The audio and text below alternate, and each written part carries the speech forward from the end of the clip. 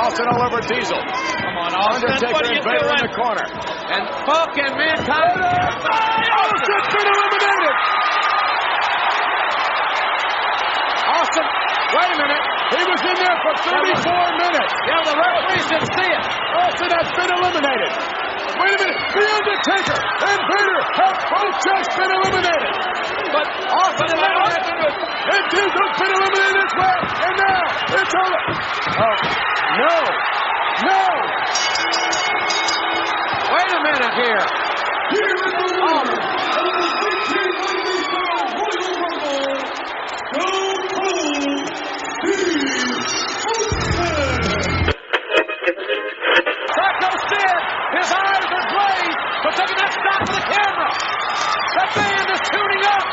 The favorite song. And yes, on a brilliant job. A cover. Come on, Rob. 1, 2. No! Yay! Shawn Michaels has done it! Shawn Michaels has done it!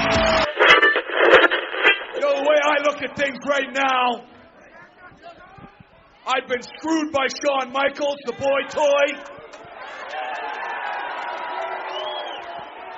I've been screwed by Stone Cold Steve Austin. I've been screwed by the World Wrestling Federation. And I've been screwed by you.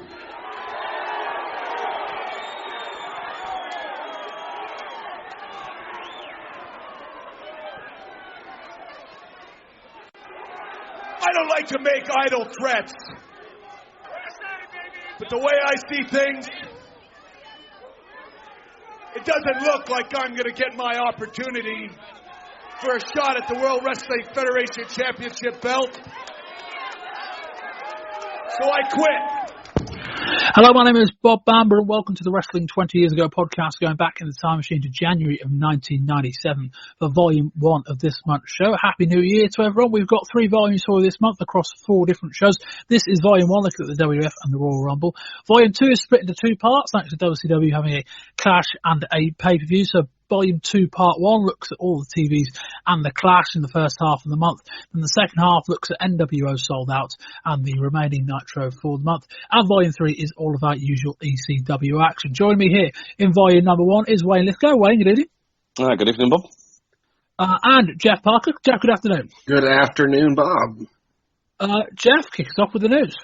All right. So, Stone Cold Steve Austin won the Royal Rumble in a contentious finish where officials missed his elimination. He dived back into the ring and last eliminated Bret the Hitman Hart. The show, held in front of 62,000 people at the Alamo Dome in San Antonio, Texas, also saw Shawn Michaels regain the WWF title, beating Sid. Austin's victory doesn't give him a place in the WrestleMania main event. That will be decided in a 4 corners match between him, Hart, The Undertaker, and Vader at In Your House next month. Elsewhere on the show, there were wins for Hunter Hearst Helmsley, Ahmed Johnson, Vader, and the team of Hector Garza, Perro Aguayo, and Canek. The decision to have Austin win the Rumble rather than Bret Hart seems to be in response to the predictability of Hart winning the match.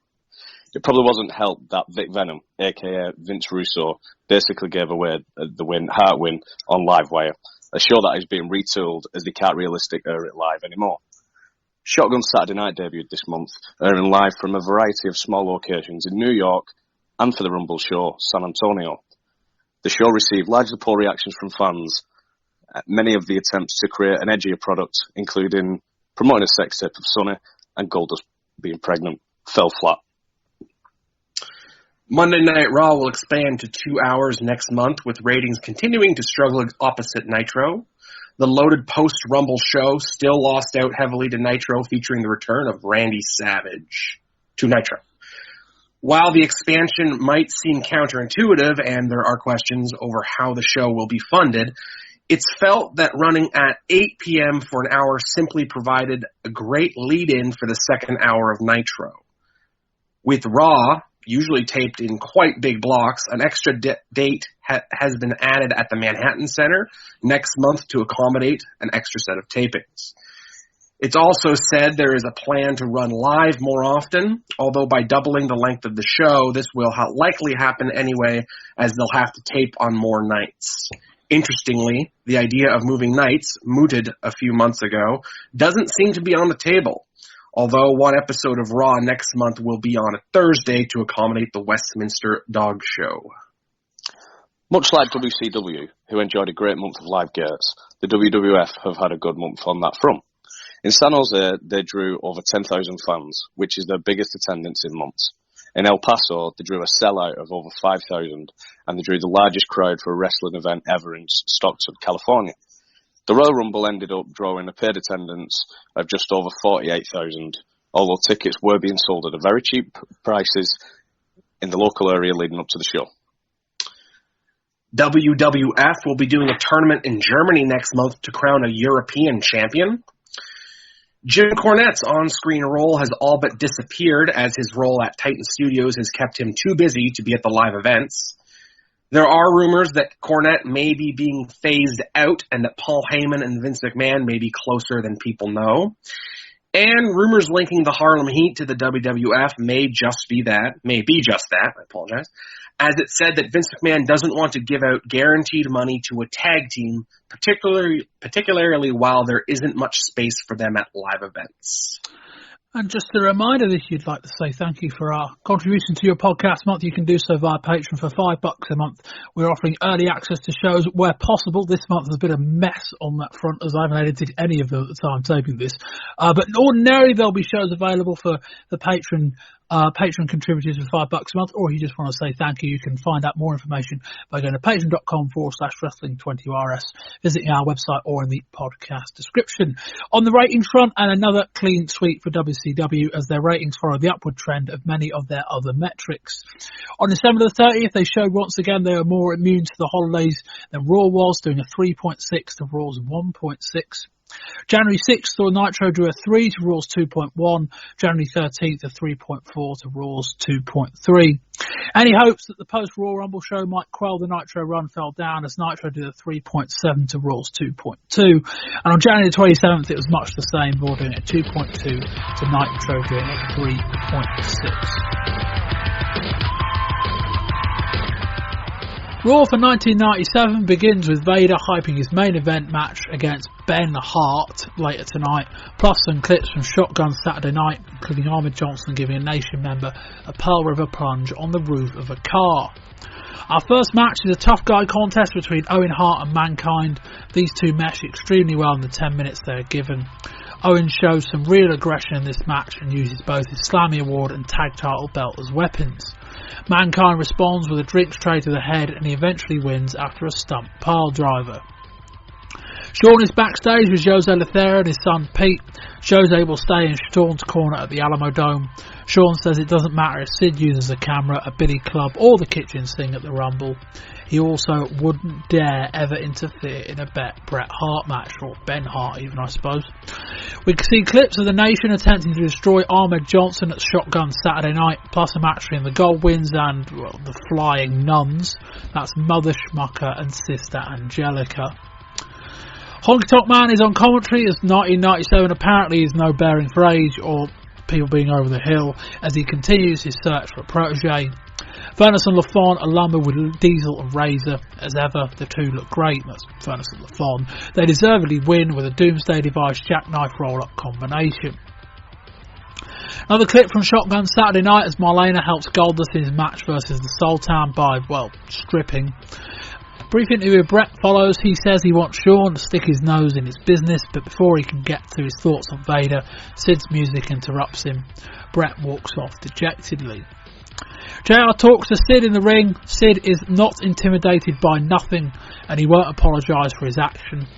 The day I was born a man. Shawn comes to ringside and then dances and strips on the table. Sid wants to apologise for what he's going to do because he's not going to be responsible. Our main event of Bret Hart and Vader begins. Vader hits you so hard that when you wake up your clothes are out of style. Not that that's a problem for Bret, not Shawn on commentary. Another good match sees Austin attack Bret from behind, allowing Vader to hit the Vader bomb and get the 3. On the 13th of January Raw, we begin by seeing footage of Austin attacking Bret from behind and then Pillmanising his ankle from yesterday's edition of Superstars. Our opening match is Helmsley and Lawler against Mero and Goldust. A nothing match eventually sees Goldust get Helmsley caught in the ropes, then choke him until the bell rings for the DQ.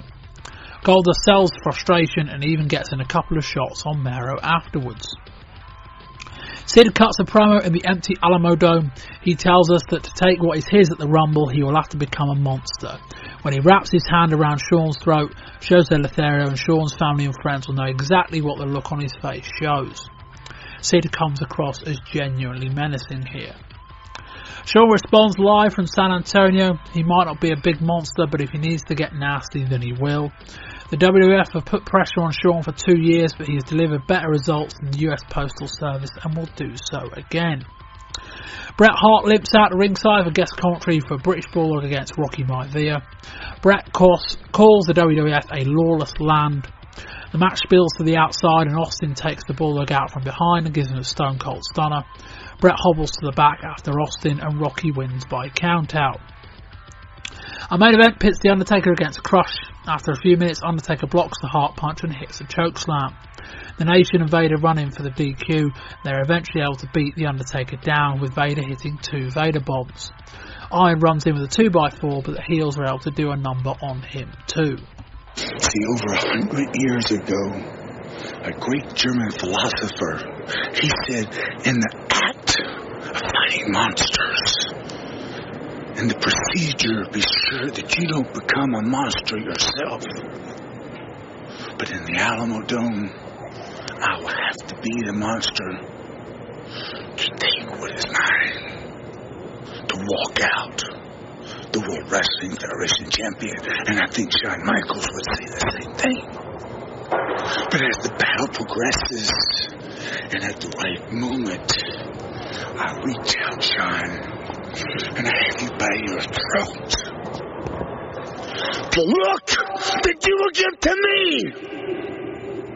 will be obvious. For over here, at ringside will be your mother. And she will know that look too. And then all the way over here will be Jose.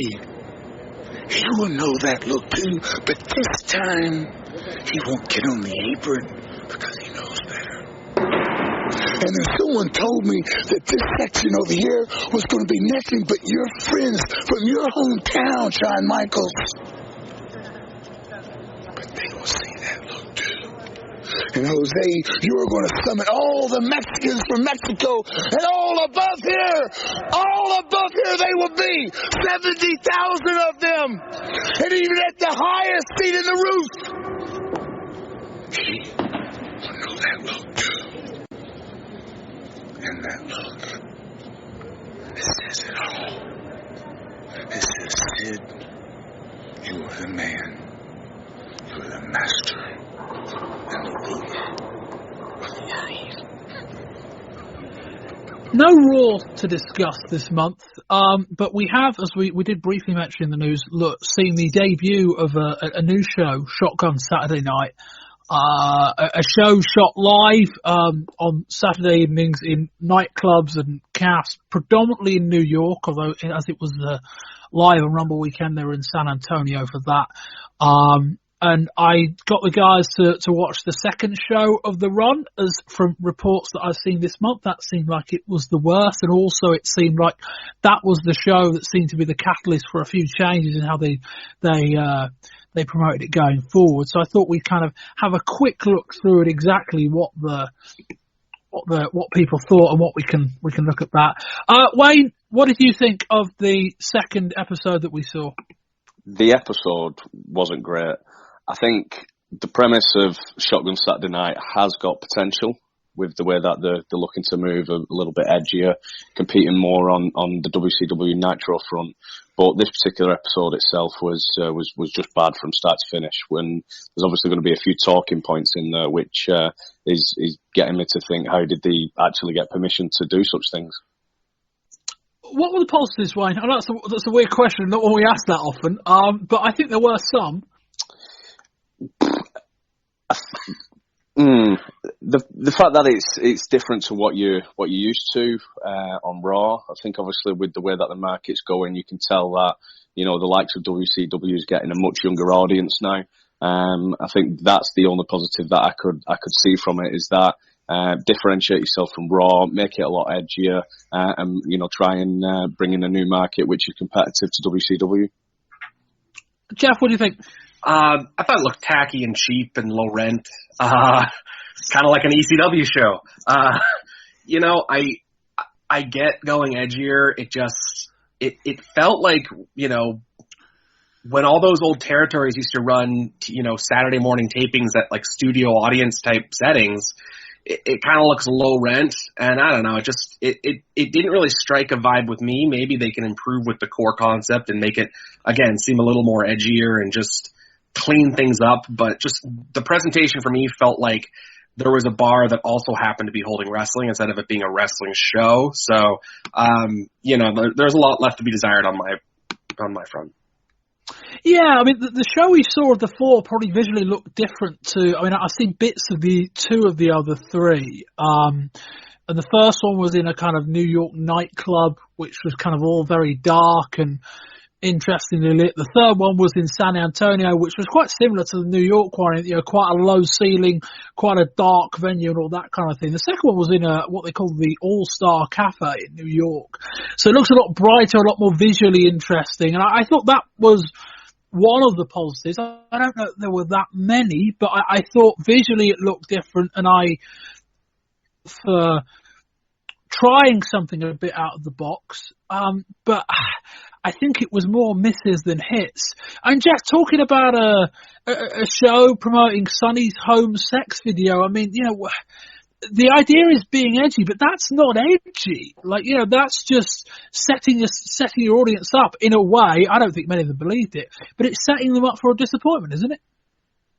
Yeah, it's poor taste. It's exploitative. It's, kind of appealing to that lowest common denominator of the teenage boy wrestling fan. And I guess if you want to set the tone for that show to be, kind of close to X-rated while it's still, PG or whatever, it's not going to be, there's not going to be any real sex tapes. I guess if you're trying to change the image, you do that. But I think there are ways this could work, but I don't see it being, kind of lascivious and kind of smarmy. It doesn't work for how I think I think if WWF wants to look at where they can improve, it's getting talent over and getting young talent over and building guys. It's not trying to be, edgier. That doesn't really do it for me, at least in this framework. Yeah, get good talent over that happen to be edgy rather than get edgy talent over whether or not they're good, I think is that what you're getting at, Jeff? Oh, yeah, basically. I think the one guy that I felt got over, the two guys that I felt got over these, shotgun shows were Austin when he was doing his commentary, because he was allowed to kind of swear, and he's such a quick-witted guy that everything he said is edgy and authentic. And authenticity is really the key to edginess, right? If a guy just comes out there and swears, it doesn't really mean anything. It doesn't get over. But Austin has that kind of venom and bite to his words. And the other guy, of course, was Terry Funk, who his promo in San Antonio I thought was just awesome. And I'm a huge Terry Funk fan, but he again comes across as authentic. Now, if they can just find a 25-year-old guy who could do a promo like that, then they're in the business of making money. Terry Funk's, I don't think 25, although he can work better than any 25-year-old right now. He's over than anybody else who's 25, but that would be kind of the framework I would look at. I would look at, getting guys over with great promos, maybe a little more edgier, but that's where I stand. What are your thoughts on a similar kind of thing, the attempted edginess? I don't inherently think it's a bad idea, but I think what they tried, they got wrong, largely on the show that we looked at. Yeah, like Jeff said initially, it's trying to be as close to ECW without actually being ECW or as explicit as ECW. I don't necessarily know that that's true. I almost wonder whether it's them thinking they're trying to be like ECW without actually watching ECW. Because this didn't remind me of ECW at all. In that, all right, as a smaller audience, it might have reminded Jeff visually of ECW. Okay, that. But in terms of the structure and in terms of what they were doing, like Jeff talks about getting guys over. ECW get guys over that are edgy. This kind of felt like, we're seeing, Savio Vega, Diesel, Mark Merrow. These guys aren't inherently edgy characters. I think Jeff's right. I mean, I've seen the bit of the third show. We'll play it in a minute. The bit from the third show with Austin and with Funk. That was really good. But that's because Steve Austin has an edgy character already. And Terry Funk's just Terry Funk. I mean, he's an anomaly at his age. But, sorry to cut you off, Wayne, but that was kind of my thought. I think it was almost like them thinking, let's try and be like ECW without having seen ECW. Maybe. I'd probably go with the point of saying that I could probably imagine an ECW show building up a sex tape, but I could probably imagine that it would actually be a sex tape and not Elmo. But Elmo, try to be edgy, and that's your payoff. I mean, you probably said that the Headbangers, they were edgy characters, or characters who were edgy, or the other way around. Kind of like losing my point where I'm up to now, but. Yeah, I personally thought that it did seem like an ECW show. That's my personal opinion, anyway. Yeah, I just don't know that we need to hear Vince McMahon say, "Who will we see have sex with Sonny tonight?" I don't. That's not anything. You know what I mean? That's just. That's not being edgy. It's only edgy if you can play it off. Steve Austin works because he can be edgy in an environment that they're in. Everything else is just what it is. And here's the thing, right? There are a few things I can guarantee. There are very few things I can guarantee. But let me tell you this. No show in the history of mankind with a duet of Honky Tonk Man and Todd Pettengill is going to get over with anyone. I can at least say that. I'll tell you what, Jeff, as you've seen it, let me tee up this Terry Funk promo. We'll have a quick chat about it. I don't think Wayne's watched it. But we'll listen to that, and then once we've covered that, we'll get into the Rumble. All right, we're back here. Ladies and gentlemen, please welcome Texas legend, Terry Funk! What? Oh, my goodness, Terry Funk is here! What? That's a surprise. I knew he'd be in the Rumble tomorrow. How about that? On pay-per-view. Everyone want to tell me what the hell Terry Funk's doing here. Terry Funk, one of the all-time greats, and indeed, Texas own, ladies and gentlemen. No. He might be from Texas, but I'm Texas own, son. I own the state. Oh, yes! Is he a legend? Yeah, let's listen to him run his fat trap. This is my state! Wrong. This is my town! Wrong. I'm in the heart of Texas! Wrong. Where I want to be, Pettengill! This is where I want to be! Ain't gonna be there very long. And everybody out here knows that I'm a windmilling, pile driving, neck breaking, back breaking, bear hugging, wrist locking, knee dropping, toe holding, son of a gun, meaner than a rattlesnake, tougher than shoe leather, and more dangerous than a hollow-eyed scorpion. And I am ready to rumble! And that means he's ready to take you on, Stone Cold Steve Austin. I got a couple of knuckle sandwiches I brought with me. I'll just feed those to him if he gets hungry. I want to know what number I'm going to be in that ring. What number? Am I going to be number 1? Or am I going to be 29? You could be number 15. You could be number 5. Nobody knows. The hell with number 15. Gonna be over the top rope. I want to walk out there with that first man, George Bush, and the representatives of Texas designated me as their Texas member. I want to start the Rumble, and I want to end the Rumble. And I want to start that Rumble not tomorrow night. How about a one-sided Rumble with you right now, Pettengill? Throw your carcass on the top rope, idiot. Not with you. Well, is there somebody else out there? I am looking for anybody. Don't look too far. Where's a person that wants to rumble with me? There's not a person in the WWF that wants to rumble with me. Not a person in the WCW. Those bunch of snake-sucking scumbags. They don't have an athlete enough for me. I'm looking around here. Where's Vince McMahon? That Yankee bastard! I realize this is live. Hey, Pat, I believe you can take him. Give me the microphone. How about rumbling with you? Your mother's a whore. Shut up, you old bag of wind. Why don't you rumble a little bit? You want to rumble, Ben Gale? No. No, you don't.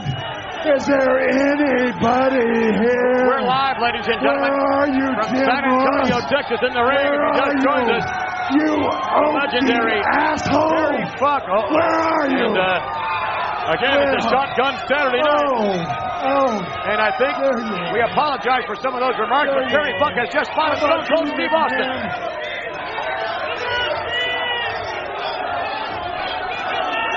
He's wasting valuable airtime. He's calling you out. Stone Cold Steve Austin, do you want to rumble?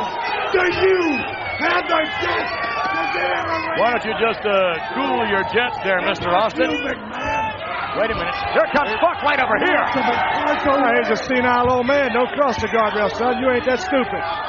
Maybe you are. And he's here to fight, Steve. Wait a minute. Huh? Oh, really? Hey, wait a minute. Hey. I'm not in this, okay? How about a couple of Geritol tabs, son? Terry Funk, ladies and gentlemen, taking advantage You're going to get a knuckle sandwich to go along with those Geritol tabs. I'll lay down on the ground for you, Austin. You ain't got to lay down for me, son. I'll knock your ass down. You better get back in the ring. I'm going to count to 3. Look, he already started walking. That's what I figured. Yeah, that's what I figured, too. He can come out here and try to call my bluff, but I'm a little smarter than that, son. Look at him. He thinks he's really special. He's a complete idiot. Come on. He's an icon. Yes, he is. He's a jackass. Let's go ahead and bottom line it. Terry Funk, ladies and gentlemen. I ain't going to put up with this crap, man. This ain't the Terry Funk show. What do you mean? It's not the Terry Funk show. Stone Cold Steve Austin headed back to the locker room. Now, wait a minute. Wait a minute. Stone Cold. Jeff, there are a few. We talk about things you can rely on and things being consistent. But I can say for certain that Terry Funk being Terry Funk is entertaining whatever it looks like. Absolutely. The guy is, even at his elevated age, he's an MVP caliber performer whenever he's called upon. I mean, if you think about, 2 decades ago, he was the NWA World Champion. Since then, he's had runs that have gotten over in, the NWA in the late 80s. I mean, he had a great run with WWF as a tag with Dory or Hoss Funk, in the mid 80s when they were running so fast and so hard. But then he goes, works Flair, and then he goes, does all the stuff with ECW and completely reinvents himself with the death matches in Japan. And then he can come back here and go toe to toe with Austin. And, even though he's older, his promo is just so precise. And again, I keep going back to when you book an authentic character and a guy who like Terry Funk, you believe it lands and it resonates. And I think that's where I think Austin is starting to land and resonate, is because when he says things, there's impact in his words. He knows and he backs it up, what he's saying. And then everything kind of has value. If you invest in, the product, and the fans will invest in it, and then the payoffs are so much better. And I feel like when you have a role, now he's a role player at this point, but a role player like Terry Funk who can come in and work something short with Austin like this on Shotgun Saturday Night, it makes everybody look good. And it kind of makes you forget about the Elmo stuff, because this was really, really good. I loved everything. I loved, Funk was cutting the promo and Austin's on commentary saying, no, like he's just completely ad-libbing on it. And Funk is he's getting a little R-rated in his promo, and that's edgy, and now the fans are going, whoa, he's probably not supposed to say that stuff. He's calling Todd Pettingale's mother a whore. I mean, it got a little blue, but it felt like, okay, this is just Terry Funk, and he's crazy. So, it totally played for me. I loved it. I thought that's the type of thing I want on my wrestling program, whether it's Shotgun or Raw or Nitro or whatever. Yeah, I mean, I think we kind of touched it before anyway, but I think you might be right. I don't think Shotgun Saturday Night needs to be an edgy show. I think it needs to be an authentic show. And this was kind of what I was mentioning when we were talking about characters that aren't edgy. It's just, Savio Vega and his current character, doesn't particularly feel authentic or cool. The same can be applied for Mera, the same can be, or God knows, for Diesel. And it's just like, you don't, and this is kind of a big concern I've got with where Bret Hart's going right now, is that the Bret stuff feels a little forced. Not hugely, but a little.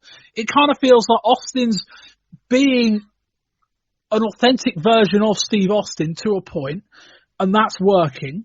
And Shawn Michaels, we're just seeing more of the human being Shawn Michaels. That feels real. That feels authentic. Sid's still a gimmick, but Sid's just, the incumbent. Undertaker's a gimmick. Bret Hart felt authentic last year. I almost feel like Bret Hart's the control. If you're going to push everyone else out there, leave Bret where he is, because that feels real. And this is kind of, I think, the bigger thing with the show. It's almost like they've got a good concept for a show, but they don't have the right roster for it. It's like you're trying to plug in these quite vanilla acts for Saturday morning superstars and WWF Mania and things like that. You're trying to plug them into a show where their characters just don't fit. Rocky Maivia is not a character that fits on this kind of show. I don't think Honky Tonk Man is either. And that, I think, is the bigger problem. I don't think the format's actually that bad. I don't dislike the idea of a show that visually looks different, a show where people can be a bit more mouthy and sweary. But it's like, and this kind of comes back to the ECW comparison. Wayne, you might be right. This might be it's like an ECW show without ECW characters. And ECW characters are the show. You couldn't put an episode of Raw in front of the ECW arena and say, this is WWF being edgy. It's like, well, no, if the characters are still, Rick Bogner being a knockoff version of Razor Ramon and Savio Vega, it's still gonna suck.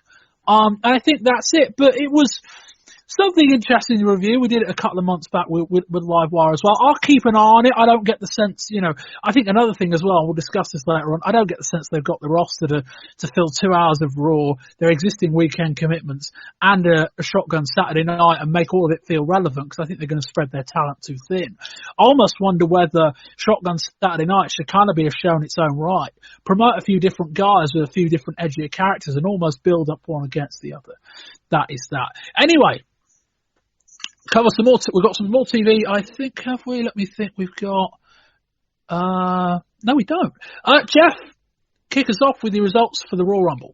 All right. So the 1997 Royal Rumble, emanating from San Antonio, Texas, started off with an Intercontinental title match in which Hunter Hearst Helmsley, who was the champion, was accompanied by his butler, Mr. Hughes. He defeated Goldust with Marlena at 16 minutes and 50 seconds. In the second match of the evening, Ahmed Johnson defeated Ron Simmons, a.k.a. Farouk, who was accompanied by an entire gang of Nation of Domination members, including PG-13, Clarence Mason, Crush, and Ahmed Johnson won by DQ in about 8:48. The next match in the Royal Rumble 1997 was Vader, accompanied by Paul Bearer, defeating The Undertaker in about 13 minutes and 19 seconds. In a Lucha Libre match with the competitors emanating from AAA, Hector Garza, Pero Aguayo Sr., and Connect defeated Jerry Estrada, Heavy Metal, and Fuerza Guerrera in about 10 minutes and 56 seconds.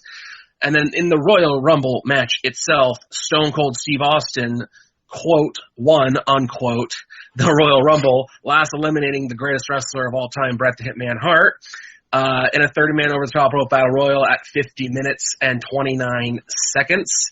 And in the main event of the evening for the WWF World Championship, Shawn Michaels, accompanied by Jose Lothario, defeated the world champion Psycho Sid in 13 minutes and 49 seconds.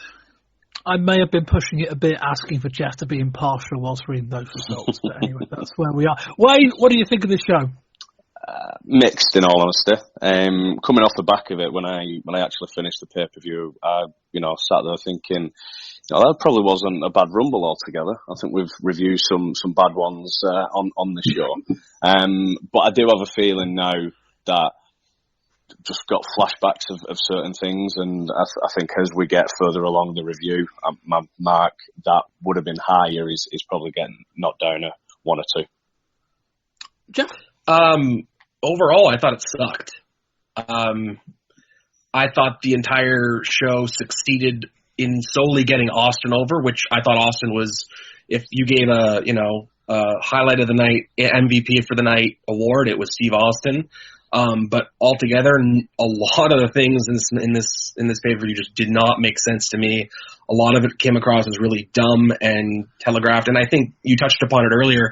I don't think they have the roster for a lot of what they want to do and a lot of things that they want to get over. And this one really showed for me. Yeah, I thought it sucked.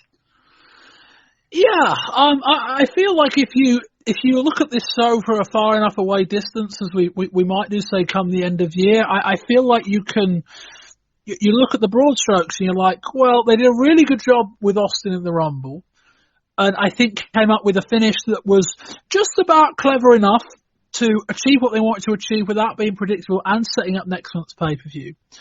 And Shawn Michaels got a superstar reaction in his home state and won the title with a big pop in the main event. And when you look at it like that, we can also talk about in the sec of what the show looked like. Those were three very big positives. And generally, as I watched the show, I'm like, this show isn't that bad. But I got to the end and I'm like, oh, that was it. And the Rumble.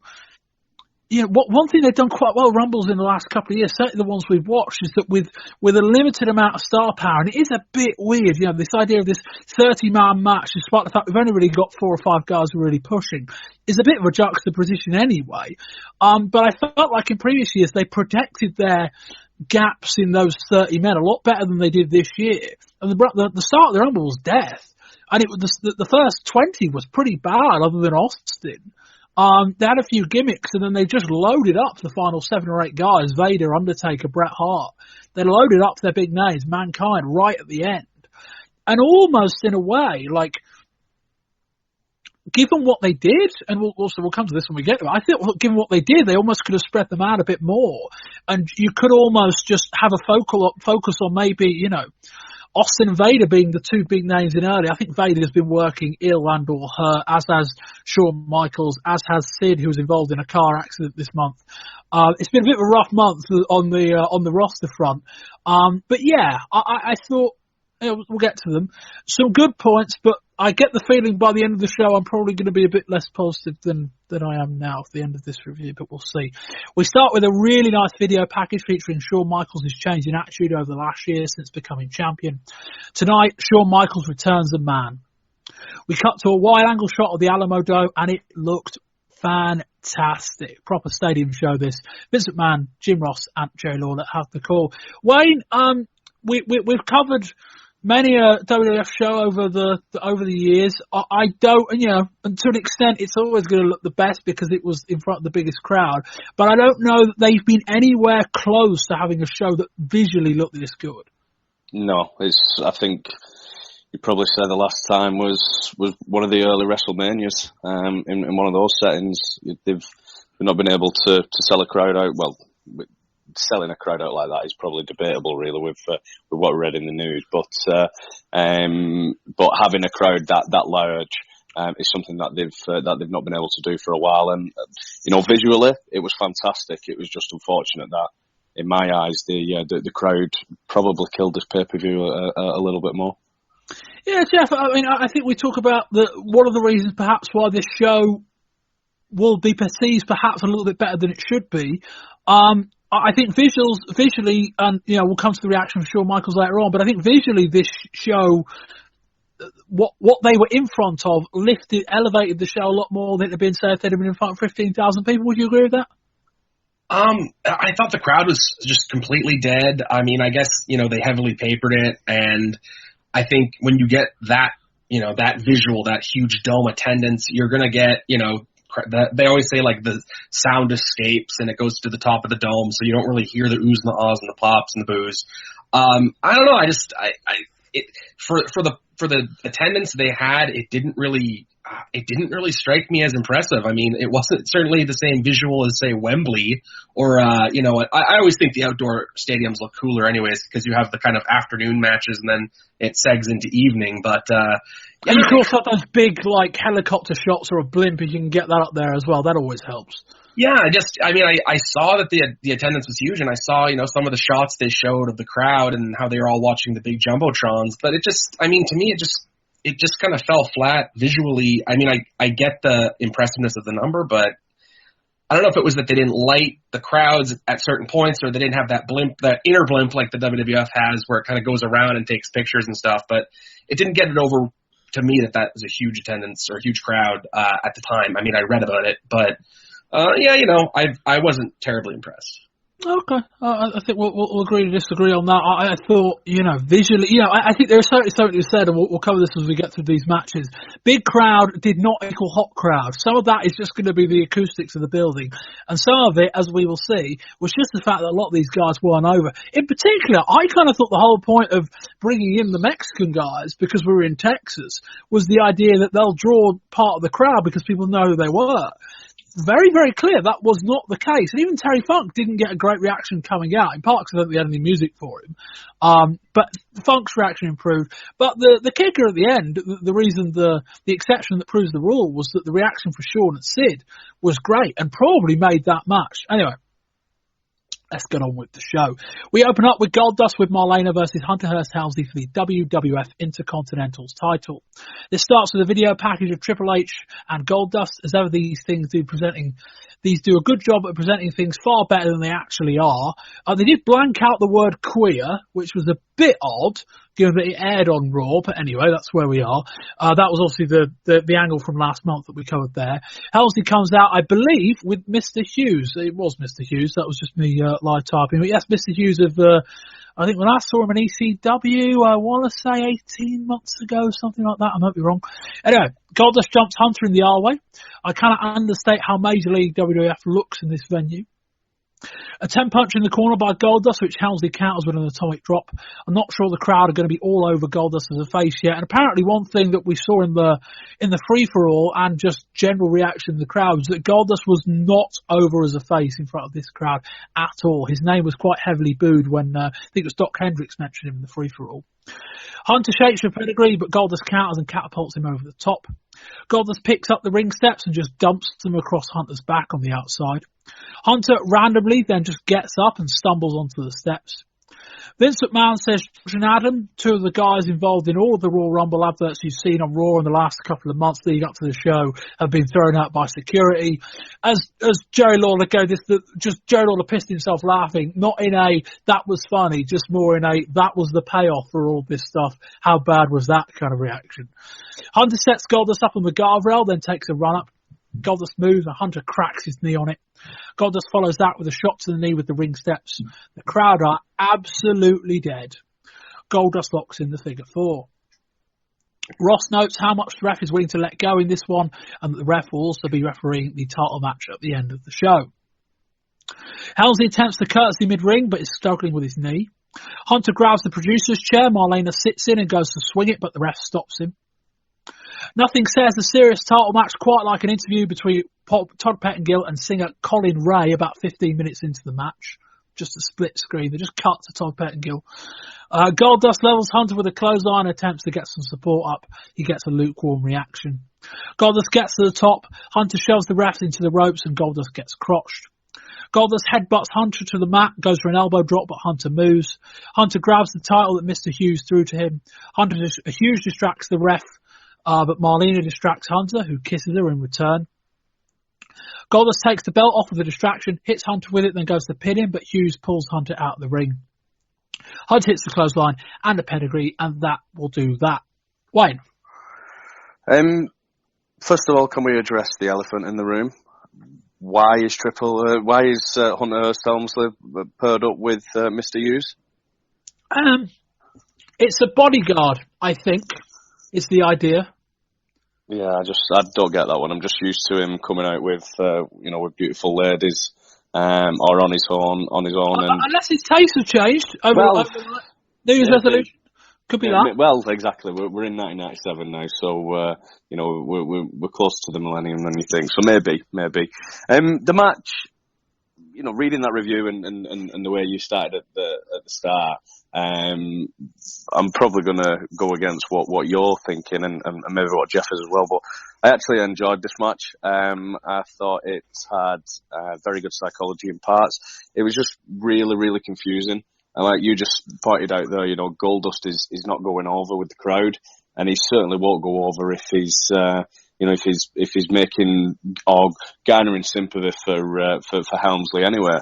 I thought Hunter S. Helmsley was playing off as in a babyface role in this match, and that's what was making it confusing altogether. But as I said, I would have liked for it to have been a little bit faster paced, maybe a bit. The next match that we're going to cover off, that was a bit of a battle, and if we had that with this, but the storytelling I thought with working over on the knee was very well executed. I just didn't understand it because it was happening on Hunter Helmsley. Add that with Mr. Hughes being there, who not only am I confused by that point, I feel he's as much use as what Miss Elizabeth is when she's at ringside, because neither of them do anything. But yeah, apart from the daft last few minutes that finished the match, and as I said, Mr. Hughes being added in there, I didn't mind the match at all. So apart from that big long list of problems, you thought it was fine? Well, the match, if the roles were reversed, then fair enough. The action inside the ring, I didn't mind. It was confusing because it was the other way around in character. I wonder whether that was not an accident. I always wonder whether Goldust started getting boomed. They just went, okay, let's go with it rather than try and fight it. I agree. Maybe. I think the end result was a bit puzzling because they kind of, I'm not saying they did call one on the fly, but the end result was like, okay, Goldust working as the heel, Helmsley winning with like a double into, Jeff, who am I supposed to like in this feud? Because, well, not really a feud, but the whole thing was a bit confusing. What do you think? Oh, I kind of hated this match, to be honest. But I'll preface that by saying they both worked really hard, and it technically felt like they should have pretty good chemistry down the line. I just thought it was really horribly booked from a psychology standpoint. I want to begin by really saying about the real dumb absence of rule enforcement. It felt like an ECW show. I'm going to knock ECW every chance I get. But we're going to get you on one of these ECW shows, Jeff, just for my own amusement. Oh, yeah, for my amusement, too. I mean, it'd be great. All those great 5-star Sandman matches. But for me, the rule enforcement really killed the match. Even though JR was trying to save the psychology, I understand if they tried to call on the fly because Goldust wasn't over in Texas, even though his dad is one of the biggest stars in wrestling history from Texas. But I mean, right out the gate, the babyface, is getting away with several fouls that should have been DQs. Helmsley's a good heel and he bumps really well, but it felt like a heel versus heel match. And, you obviously get the homophobic responses from the crowd, which doesn't help the babyface in the situation. But then you have, Helmsley working the babyface in peril. And I don't think the commentary did a good enough job of putting Goldust over as a babyface to kind of protect to kind of buffer it for the pay-per-view audience. Again, the psychology, Helmsley's really good, but he still tried to work in his knee drop spot, even though he had his knee worked over the whole time. Thought that was kind of weird. Camera was out of position. I didn't really catch the cigar spot that led to the finish where Mr. Hughes got a big cigar in the eye. There's too much stuff that happened in short order. It felt like the heel overcame the adversity, which is backwards. Against all odds, he eats a belt shot. He takes, his knee's destroyed, yet he comes back, gets the pedigree. I think if the roles were reversed, if they want Hunter to go babyface, maybe that's something. But the match as it stood, I thought technically was good. Everything else just was trash. Yeah, I get the feeling if you put the giant lump of a bodyguard with the heel, you're not planning on turning him face anytime soon. There are ways around that, but I don't think they're going to play Mr. Hughes into an angle quite that important. This match struggled for a number of different reasons. I don't we talk of, the infamous, wrestling vacuum I often talk about. I don't actually think this was a bad match. I think there's something to be said for, I don't mind a wrestling match breaking down, and I don't mind a referee letting things go. We've seen those in kind of big main events before where, Bret Hart will go to the outside and start brawling with someone and that kind of thing with guardrails and weapon shots and things like that. I don't mind that, but it's like, do it in a match that matters, not one that doesn't. Like, don't have these two break a load of rules just because you need something interesting to do. The face-heel dynamic didn't work. Goldust, I don't know whether that was the plan. Like, you kind of hope it wasn't. Goldust's first month as the babyface. Yeah, let me work the bulk of the match on the upper hand. That didn't make sense. I'll work over the knee with weapon shots and submission moves. So that didn't work. You've got Hunter, who's having his knee worked over for most of the match, and then just stops selling, like a Rey Mysterio style. Well, not really, but you know what I mean. Just stops selling, hits his finisher, doesn't even, his finisher, which involves sticking his opponent's heads between his legs and then driving them knee first into the mat. Like, do that, at least roll around a bit, that kind of thing, and sell the injury afterwards. I don't think he did a good enough job with that. And then the finish was a bit of a mess, and we're going to kind of come to this throughout the show. You talk about it wasn't really a clean finish on this entire show. I don't think, with perhaps the exception of the sixth man. Not the match to do it. And I kind of, Jeff, like, if you're going to do the heel face turn with Goldust, you can't just do it. Like, you've got to, there needs to be more to it than, he's drowning as a heel, let's just turn him face and hope for the best. With particularly the character like this, Jeff, it just doesn't work. Yeah, I mean, I don't think there's a real social exception for, he has to renounce, any of that androgynous character that he has with Lawler on the Raw prior, and they bring out Marlena, and he's his, love interest, but he's still, costumed up. He looks like an Academy Award. I think generally speaking, babyfaces have to have sympathy, have to be believable as kind of tough guys, and they have to look the part so guys want to be them, and I don't know if that's getting Goldust over as a babyface. Maybe want to tweak some of the things that make him a really good attraction. Different face paint colors, just something. At this point, I don't think that's a babyface. Wade, are the gods telling us that Goldust just might be shot face or heel? I think so. If they wanted to turn him face, they should have had Marlena turn on him and join Hunter instead of Mr. Hughes. I think that would have been problem solved. I don't know if it would have been problem solved. It probably would have been far better than what they did. But yeah, you can't, and in many ways Goldust is a complex character. They haven't really pushed that idea all that much. But you can't just do it and then go, oh, all right, now he's a face, let's see what happens there. And particularly when you've got a heel in Hunter S. Helmsley that, I think Dave Meltzer said this month, they're basically pushing on politics and potential, not for where he is. It's like, we've had this discussion a couple of times before. At some point he's going to have to back up this push. I don't think he's doing that yet. It doesn't help that Dustin Rhodes hasn't been a good wrestler since he was Dustin Rhodes. That doesn't help. But equally, this is the kind of thing that this match didn't help either guy, because it was a bad pairing. Anyway, we'll move on. We get an interview with Bret Hart. He says he's always been a marked man. Bret does seem more confident as a heel. Acting like a heel, talking in those kind of mannerisms. Mankind says he sees the Rumble as a chance to hurt a lot of people that he doesn't like. The Nation of Domination come out to no reaction at all. We get another really nice video package documenting the feud between Farouk and Ahmed Johnson. I do like these. And next up, it's Ahmed Johnson versus Farouk. We start out hot with Ahmed attacking Farouk. The crowd are more into this one already. Johnson lays in a couple of thigh kicks to Farouk, or thick kicks, to Farouk's midriff. Farouk tries to attack Johnson with a belt, but Ahmed takes him off his feet. Johnson whips Farouk with the belt about 10 times before the ref stops him. We spill to the outside and Farouk hits Ahmed with a chair. Back in the ring, Farouk locks in a camel clutch. The crowd have flattened out. Farouk mouths off at a fan, but Johnson picks up Farouk in an electric chair and drops him, which is a real nice spot. Farouk comes off the top, but Ahmed hits the power slam. Ahmed fires him off the ropes, but he just jumps into a spine buster by Farouk. Farouk mouths off at the fans again, but Ahmed gets up and hits a spine buster of his own. Ahmed fights off Crush, then members of the Nation get involved, and we go for a DQ. In my notes I've just got, that was disappointing.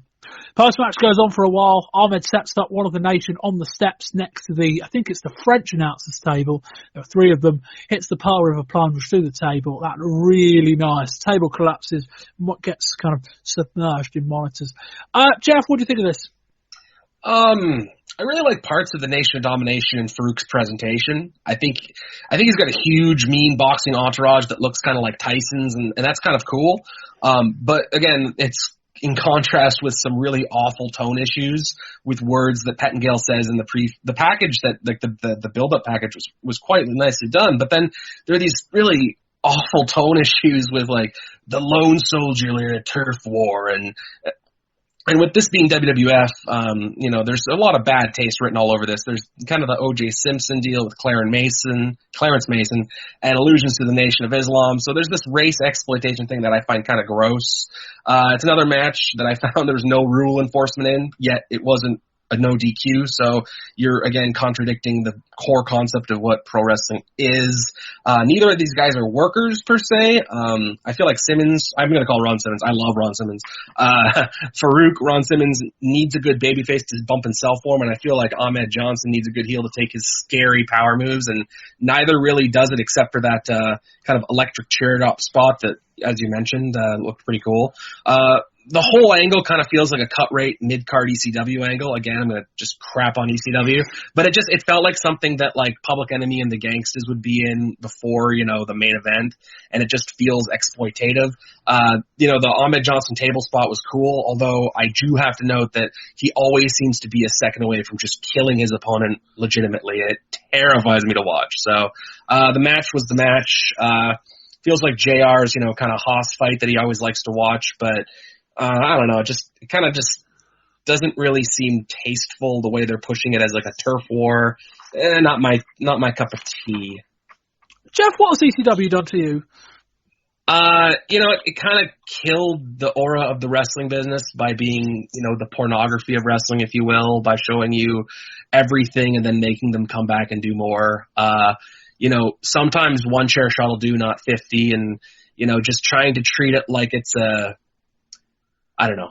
I just think the psychology just undermines everything that should go into a good pro wrestling promotion, and they consistently and without fail undermine it and try to raise the bar, but by doing so, it becomes impossible to top.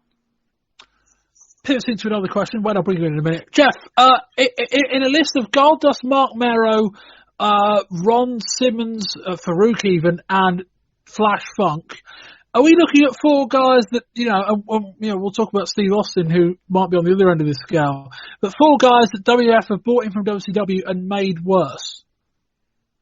Yeah, I think the jury's still out on Farouk because he does have a presence to him, and again, if you put him with a good baby face, he should be able to have a good program. I think Mark Merrow, yeah, definitely. His match quality, again, he's put in there with, kind of mid-card guys, not really great. I think Flash Funk has tons of potential, as we've seen over the last several years. So I wouldn't sell out on him completely yet, but yeah, I mean, they haven't really done much with any of those guys to really make you feel like WCW dropped the ball with them, because WWF isn't knocking it out of the park either. Why are you thoughts on this match? Yeah, I did the show last year, and Ahmed Johnson had a match with Double J. And I'll be honest with you, I could probably read the same notes about Ahmed Johnson back then, and it would still be relevant now. The guy is just so green, it's unbelievable. I don't really see any massive signs of improvement from him within 12 months. Yes, granted, he's been injured for a small part of it, but, the basics, again, is the things that you should be doing in the ring. One spot, he threw Farouk into the turnbuckle, into the corner, and then just ran into him. Instead of running and doing a power move or something like that, he just ran over to him and just barged into him. It just, basics like that is the things that he needs to get a grip of, because he's going to seriously injure someone if he's not already done it, or injure himself as well. That electric chair shot, it was a good spot. I'll give him that one. But things like throwing a member of PG-13 out of the ring, he just threw him into the ropes. He didn't even clear it, and this was a gorilla press slam he was doing. The Pearl River plunge, that was a good spot, but throughout I was just terrified that he was going to drop this guy on the steps or off, not hitting the table or anything like that. And all this together is, in my eyes, is just a massive shame, because the guy is over. You know, don't take that away from him. Ahmed Johnson is over with a WWF audience. You know, it wasn't really with this one, but I think as a broad stroke, you're generally right. Say it again. Sorry, I missed that. I don't think he was particularly over with this audience. Well, maybe not this audience, but you know, leading up to the Rumble, and I'd probably say he got a good or semi-reaction to when he come out at the start of the Rumble, when he was chasing Ahmed Johnson out, when he come down with that 2x4, if that's what you can call it. It's you know, when he come chasing him with the plank. But yeah, you know, as I was saying, whether it was this crowd or what, you know, the guy is over, and you know, that's probably why WWF have you know, been pushing hard on him, and you know, not just on this pay-per-view but leading up to it as well. You know, I feel it's a massive shame on Farouk, because you know, this is a guy that he was given a dead end gimmick to start off with, coming in as Gladiator, but I think it's something. There's going to be, you know, off moments with the way that his character's being portrayed.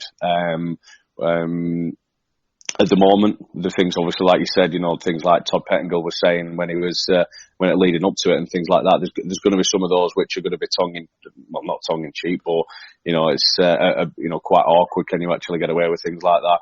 But I think they've reinvented this character from the Gladiator gimmick, and I think it's something that we could probably run with, and I'm excited to see. But being lumbered with Ahmed Johnson at the moment isn't going to do him any favours. Yeah, I don't know why Ahmed Johnson didn't just win this, like, on a show with hardly any clean finishes. I would have banked on this more than most. As in, you know, I know they're quite happy with this, or they're quite fond of this new Nation Domination gimmick, you know, expanded at the end of the month, etc., etc. But for me, like, I'd have just, you know, I kind of feel like to a point that the Nation Domination gimmick should be able to shield Farouk. I feel like Ahmed could have ploughed through him here, beaten him cleanly.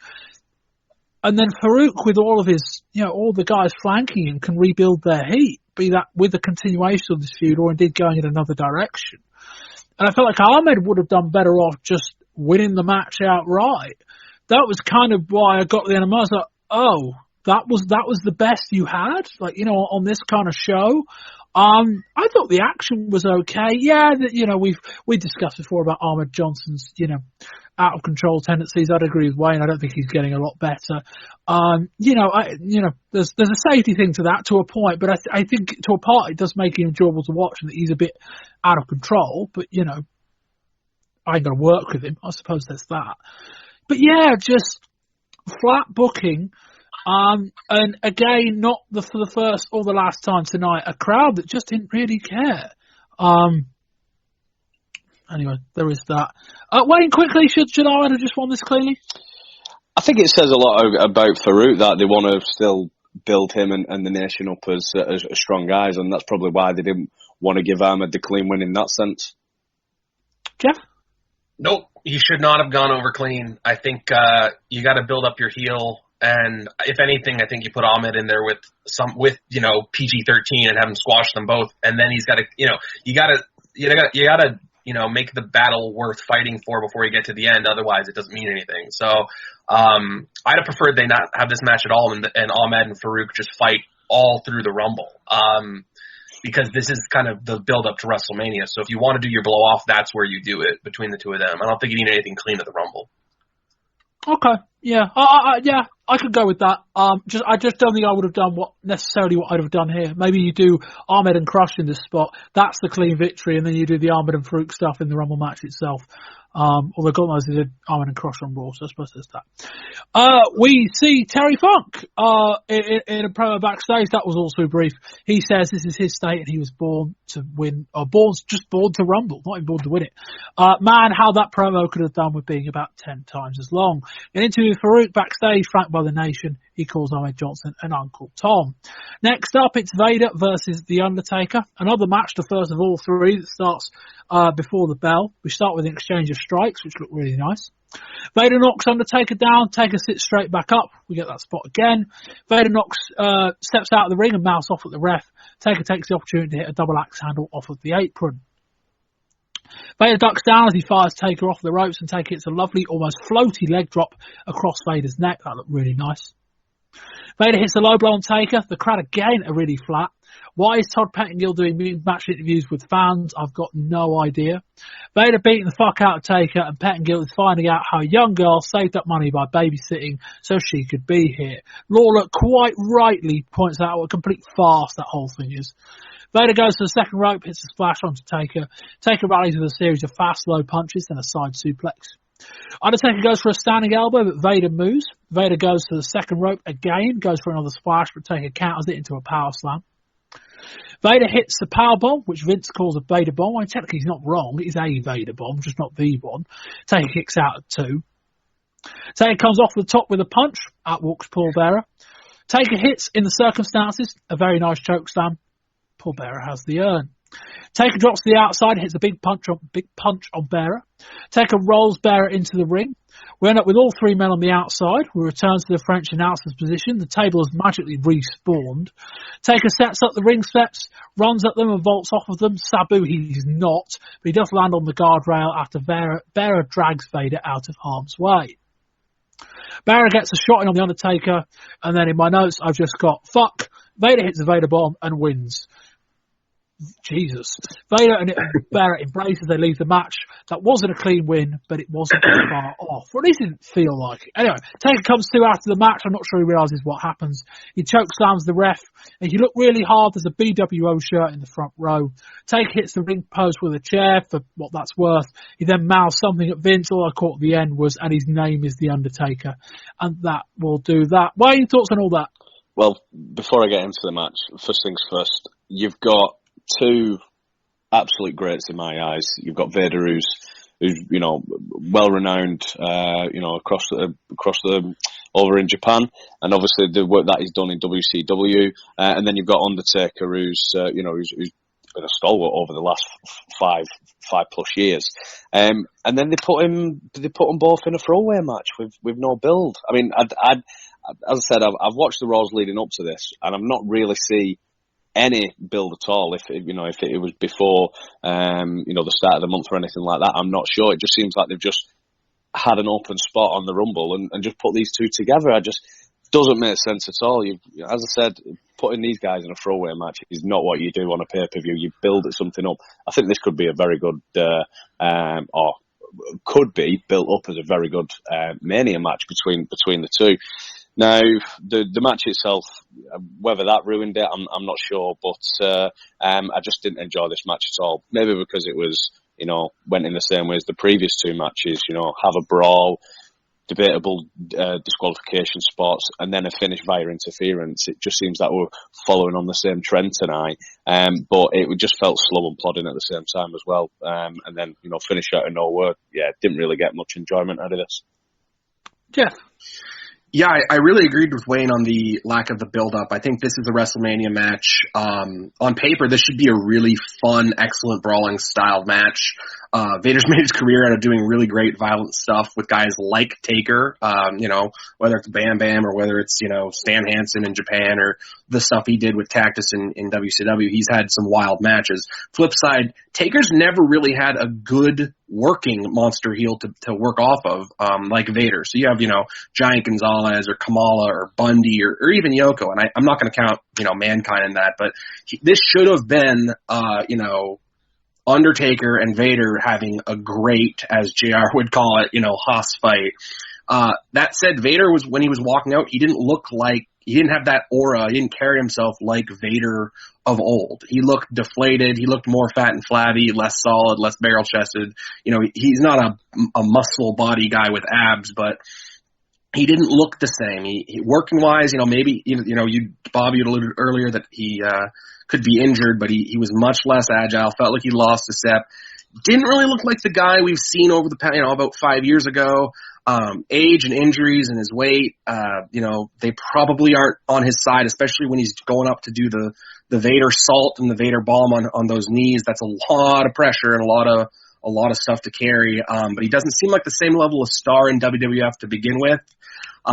The match itself was just the match. The one thing that really stuck in my craw was, the rather abrupt ending. They didn't really tease the Vader bomb off the top ropes too much, so the fans didn't really get cued into that being the finish. And I don't think there was as much excitement or drama as there should be in a match of this potential on paper caliber, and it all kind of just fell flat. I thought Lawler was pretty funny during this match as well on commentary.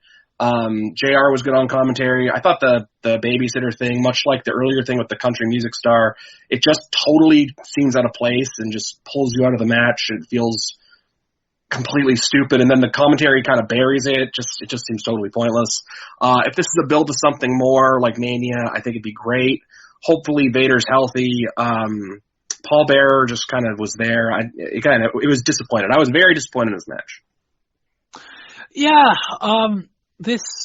you feel like this could be a WrestleMania main event if they built it right. I know they've got other stars they'd rather push. Shawn Michaels named the guy, Bret Hart to a point, Steve Austin to a point. But you feel like this could be a big WrestleMania number 2 match if you had a bigger plan for the main event.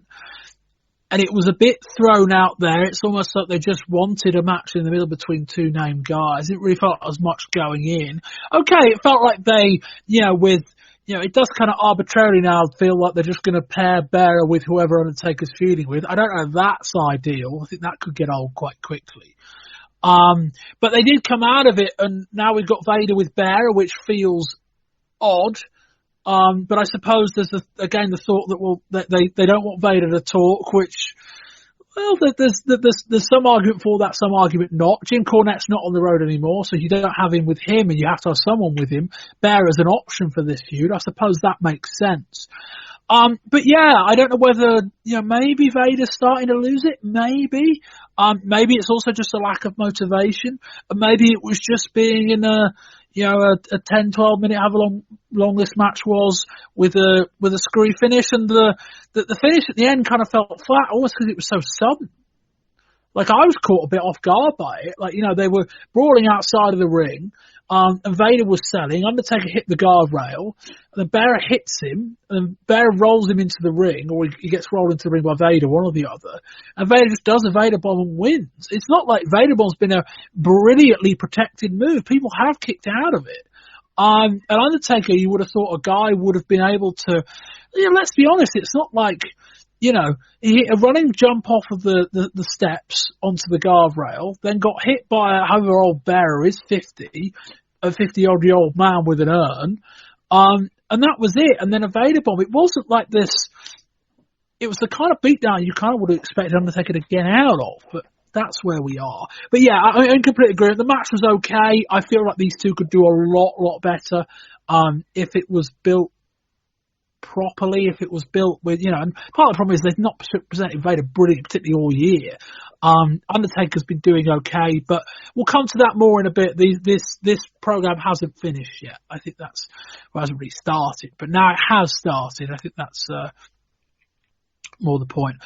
We get more comments from Steve Austin, and we see British Bulldog talking his chances up as he enters the building for earlier on. And next up, it's our Mexican 6-man tag, Hector Garza, Perro Aguayo, and Connect versus Jerry Estrada, Heavy Metal, and Fuerza Guerrera. Vince McMahon literally says, only in the World Wrestling Federation can you see a spectacle like this, using 6 guys that we've never seen on WWF TV before. Where is Mike Tenay when you need him? Ends my pre-match notes. Vince McMahon, not knowing who's who, is going to make this one a struggle, and he improved a bit, but it was not great. So I just about worked out who was what, but this was a bit of a struggle putting notes together. Perro Aguayo is on the receiving end of some strikes by Jerry Estrada. He takes him down. The crowd are surprisingly flat. Again, that was kind of my takeaway. I figured the whole point of this match was we're bringing a load of people that know what Mexican wrestling's on about, and they recognise these guys. They didn't. Guerrero whips Connect into the corner. Connect comes off the second rope with a crossbody. Guerrero almost looks like he fell off the top rope going for a somersault. That missed. Connect hits a crossbody, and we're back to Garza and Heavy Metal. Metal hits a spinning heel kick and barely controlled handspring back elbow. The action picks up pace a little as Garza hits a lovely arm drag from the top rope. Canek hits a trio of drop kicks on Estrada. Guerrero hits a series of kicks on Aguayo. Aguayo responds by dropping him. Guerrero goes for a drop kick, but Aguayo moves and hits goes flying through the middle ropes. Garza puts in an STF on Heavy Metal, who's been in the ring by the sounds of this match for quite a while. The match breaks down with 4 guys involved. Garza hits a corkscrew something onto Estrada on the floor. Aguayo hits a double stomp on Heavy Metal, misses it badly, goes back and hits a standing elbow, and that was enough for the win. Well, I remember apparently the big screens that were everywhere in the arena, because obviously 60,000 fans, a lot of them were going to be sat quite far away. Big screens apparently weren't on for this match, which probably didn't help the reaction. Jeff, what do you think of this? I mean, I know the logic behind this match, but you kind of watched it and went, what the hell was the point? Yeah, it reminds me of those Slamboree matches that WCW would hold where they would have, some really, really old guys in matches when they probably shouldn't be there. This match, I think my suggestion to you, Bob, back when we heard that they were doing the Alamo Dome was, I said, bring in a bunch of Lucha legends, bring in the Funks, bring in Kevin Von Erich, and try to, pop the local market, especially, bolster the attendance of the Mexican population in San Antonio and the surrounding areas. I'd be curious to hear how they actually marketed to the local markets and actually said, like, Mil Mascaredes and Perro Aguayo and Canek are going to be here. The weird thing about this match that really stuck out to me, I think, it's a tale of 2 different matches in a lot of ways because, Aguayo, Canek, and Guerrera are pretty old, and, while Canek and Perro are Mexican legends, very much so, they aren't able to do the massive Lucha High Spot Fest that could have got over with this crowd, and I think it hurt it. There was a couple matches on the prelims with a lot of flyers. I think it would have been beneficial to all involved if they'd have had, like, an old-timers match, maybe as a dark match just for the local audience with Mill and all those guys, and then had the big flying cruisers do their stuff, and if the big screens were on, I think that would have gotten over, greatly. My main note, aside from it being sloppy and having an awful finish, was Hector Garza is money in the bank. I would sign him up right now, and I think that guy has limitless potential. He's Shawn Michaels without the attitude. Why? I was kind of hoping that it was going to be a nice change of pace and style, but like Jeff was saying there, it just felt really, really sloppy in places. Now, I don't know whether it was because they're used to a smaller ring, maybe, because there's some of the spots that they were doing, and they were mistiming and misplacing some of the spots they were doing when they were doing the jumps, etc. And I could only put that down to that they're used to a smaller ring. That probably had, hindered it a little bit as well. Like Jeff just said there, I think he hit the nail on the head. If you had the older guys in this match, in a match on their own, and then the younger guys, your Garzas, your Heavy Metal, and people like that were, I didn't mind. I think it was Heavy Metal and Garza. Apologies, I couldn't keep up with the names myself because I don't know these guys, and the fact that Vince McMahon was confusing me when he was doing the commentary anyway, when he just kept saying the incorrect names, I couldn't keep up. But I think it was Heavy Metal and Garza was going at it themselves. I thought, this was actually quite enjoyable. Some of the spots they were doing was quite good. And I think the crowd, again, killed it. It was just absolutely dead. I didn't realise that the screens were supposedly off. That probably added to it. But no, I didn't enjoy this either. Yeah, I think the screens didn't help, but I don't know that it was the difference between this match being, gangbusters over and it being what it was. God, you realise how good Mike Tenay is when he's not calling this kind of match, don't you? Really? I mean, Jim Ross knew bits. Vince McMahon, was contradicting himself at times, getting people wrong on more than one occasion. And Tenay would have spent the first 5 minutes of the match telling you who the guys were, telling you a bit about the backgrounds, telling you a bit about what this match meant and some of their history in the local area. I know that's not brilliant, but it's very, very useful. And yeah, it just felt like a filler match. The action wasn't that good. Let's be honest about that. It was sloppy at times. These 6-man trios matches, I think, work really well when there's a bit more fluidity to them, and to a point where they're in front of an audience that knows a bit of the background and a bit of the story. This just felt rushed in places. It kind of, for a while, it felt like they were just pairing off 2 against 2. There were simultaneous tags for about the first 5 minutes, which didn't really help because it felt a bit too coordinated, if you like. It unfurled a bit later on, but yeah, I don't know.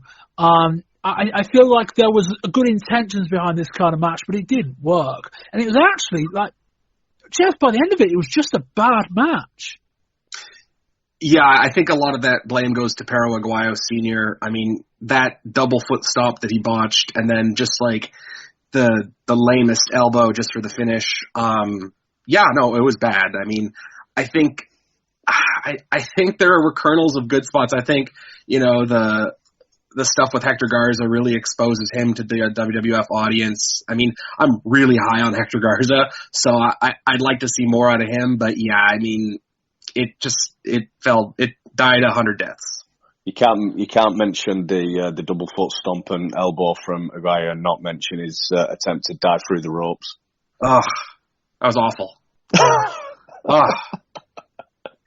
Howard Finkel announces the attendance of 60,477. I've got a feeling they actually did themselves out about 50-odd people. I think the full revised presented attendance was actually 6525 or something like that. Well, it's worth. Next up, it's the Royal Rumble. Entrance number 1, Crush. Bit of a flat start. Number 2 is Ahmed Johnson. Well, I guess that makes sense at least. Crush starts out on top. Ahmed fires up and back out. Number 3 is Razor Ramon, who has no music, as Vince says there's an issue with the truck. I kind of wonder whether that was a pretty good representation of what they feel about Razor Ramon right now. Johnson basically throws him straight out. Out comes Farouk. Ahmed eliminates himself and chases him up the R-way. Number 4, Phineas I. Godwin. You wonder why I say it was a bit flat early doors. Number 5 is Stone Cold Steve Austin. Not the biggest reaction for him. At least his music was working. Phineas runs him over with a clothesline. Crush tries to set up Austin to hit Phineas from the second row, but Phineas moves and Crush eats it. Phineas throws Crush over. Austin hits a stunner on Phineas, then throws him over the top. It's just Austin in the ring. Number 6 is Bart Gunn. We get a quick exchange and Austin just chucks him over. Austin does some press-ups which pumps up the crowd and then he sits on the turnbuckle. Number 7 is Jake Roberts. Roberts appearing in his 6th Royal Rumble, which apparently is a record. Roberts throws the snake in, goes after Austin and the crowd vie for a DDT. The snake gets removed and Jake is on top as we get to number 8. Number 8 is the British Bulldog. Jake gets eliminated during Bulldog's entrance, which isn't ideal. It's not even the last time it happens tonight. Bulldog hits a power slam. As we do here, we'll break the Rumble into chunks, really. Wayne, thoughts so far? A bit slow. I think Steve Austin's doing all right, but yeah, I'm not really sold on this Rumble so far. Jeff? Yeah, Austin was awesome in this. I just kind of wish you had bigger names for him to eliminate. Every Royal Rumble, when I hear the Godwin's music hit, it's just this big, gas of air leaving my body. I've never been like, oh great, the Godwins are now out. Like, it's, and when Bart Gunn is botching a famouser, like, it just doesn't seem as badass as like, and I'm obviously going to be comparing this to the best Royal Rumble ever, but when Flair kind of ran the table and wrecked shop at the Rumble, he was doing it with legitimate bona fide guys, and here's Austin doing it, and the push-ups and looking at, his stopwatch type stuff. It was great, except he was doing it to guys who were basically jobbers, and it kind of has less resonance because of that, but, Yeah, it is what it is. As I said at the top, I don't think they front-loaded this as much as they perhaps should. It suffered a little bit as a result, but, you insist on a Rumble, a match with 30 guys in it, and you don't have 30 guys that are any good, you're going to have some pockets. Anyway, number 9 is Per Roth. Roth goes after Bulldog, and Austin sells it. Austin stops selling, maybe playing possum, and he joins Bulldog in a 2-on-1 attack. That changes into a 2-on-1 with Bulldog and Pierre Roth on Austin. Out at number 10 is the Sultan, and out at number 11 is Mil Mascaras, wearing perhaps the shiniest trunks I have ever seen. Ross also says he's been in the ring for 3 decades, which I guess makes him the favourite for this match. Entrant number 12 is Hunter Hearst Helmsley. Bulldog eliminates the Sultan. Austin throws Hunter over, but he holds on. Number 13 is Owen Hart. Owen goes straight after Austin. Bulldog defends Owen. Bulldog attempts to eliminate Austin, but Owen chucks over Bulldog. Owen tries to claim he was attempting to help eliminate Austin, but replays show he clearly wasn't. Entrant number 14 is Goldust. We've got Owen, Mascaras, Roth, Austin, Hunter, and Goldust in it at the moment. Number 15 is Cibernetico. Mascaras tries to pull his mask off. Number 16 is Wildman Mark Merrow. Cibernetico and Pierre Roth both get eliminated. Mascaras climbs to the top and throws himself onto Roth, eliminating himself. I assume that was planned. I got in my notes as the announcers tried to imply that a guy that is very well versed in battle royals down in Mexico wouldn't know that was the rule. Hunter gets eliminated by Goldust, and we're down to Goldust, Merrow, Austin, and Owen. Jeff? Yeah, that's kind of just classic Mil Mascaras, not wanting to make himself look bad or put anybody over or do a job or even give any inch of leeway. It showed when Sultan tried to bump him and Mascaras didn't go for the bump. So naturally, the only way an egotist like that will eliminate himself will be to eliminate himself. You always hear stuff from Terry Funk and Dusty Rhodes about how difficult Mil Mascaras was. I think you kind of get that out here, and probably, which would have been more beneficial to have him in that match with Perro Aguayo and guys who he works with more often, who's probably a little more familiar with and comfortable with. The one note I had about the Rumble up to this point, which I felt was really odd with Austin kind of running the table and really being the showcase, was they didn't book a babyface for a longer run in this match. And I know it was Austin's showcase, but there were a lot of times when it was just all these heels or underneath guys that had no chance and weren't over. And it felt like the fans in attendance and on pay-per-view didn't have anybody to get behind. I'm not saying you have to put Flash Funk or Rocky Maivia in at number 2 and have them go coast to coast, but I think you need some hope spots of some baby faces to do some cool stuff to kind of just make it not just feel so muddled. And I think that kind of just speaks to WWF needing better workers, overall. Yeah, You say about having a bigger babyface presence. I guess the next question is who. It's not like they were turning down that many options. I mean, the one guy perhaps that stood out, and we perhaps it'll feature again in a bit. But we talk about Farouk and Ahmed Johnson, that program they were building. Farouk is going to come out in a minute, but Jeff, I kind of found it strange that they did that angle so quickly at the start and then so quickly coming up that you could have built around Johnson for a while. Talk about a guy that they had lose earlier on, or win by DQ. You could have built up Johnson for a while just by cleaning house, him and Austin, that kind of thing. Those are the 2 guys you could have had around. And then done something quite similar with Farouk, because it was that Johnson would he have been the best option for that, Jeff?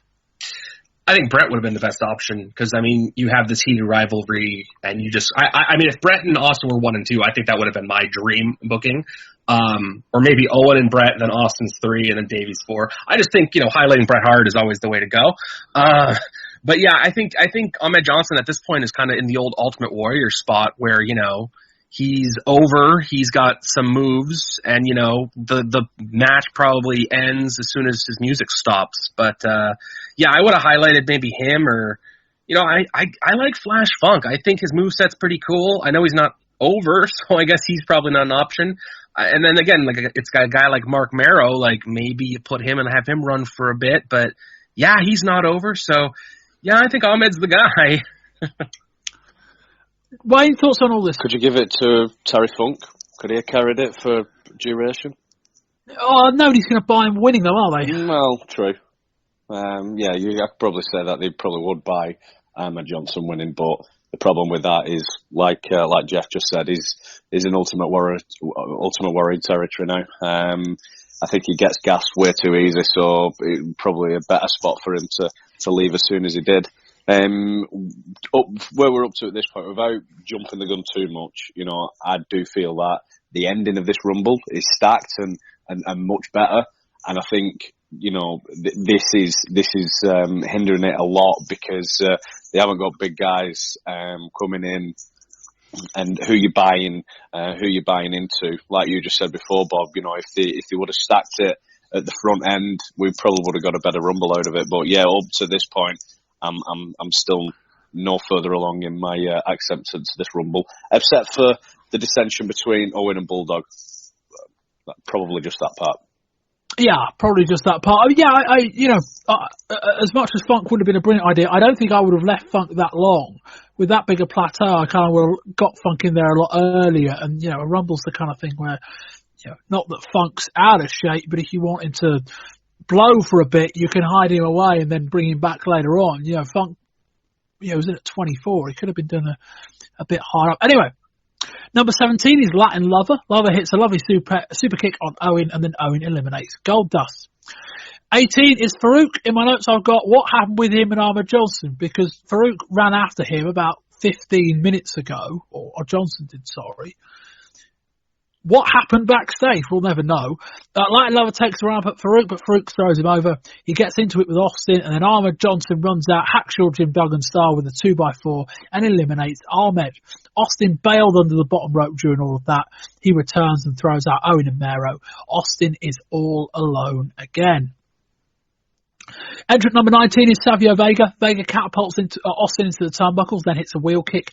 That might be all of the offense that he gets in, and indeed it is, as Austin throws him over. Baines comes out. He throws number 20. He throws some horrendous-looking punches. Austin quite rightly responds by eliminating him. And at number 21 is Bret Hart. Austin's facial expressions are on point as Bret comes out.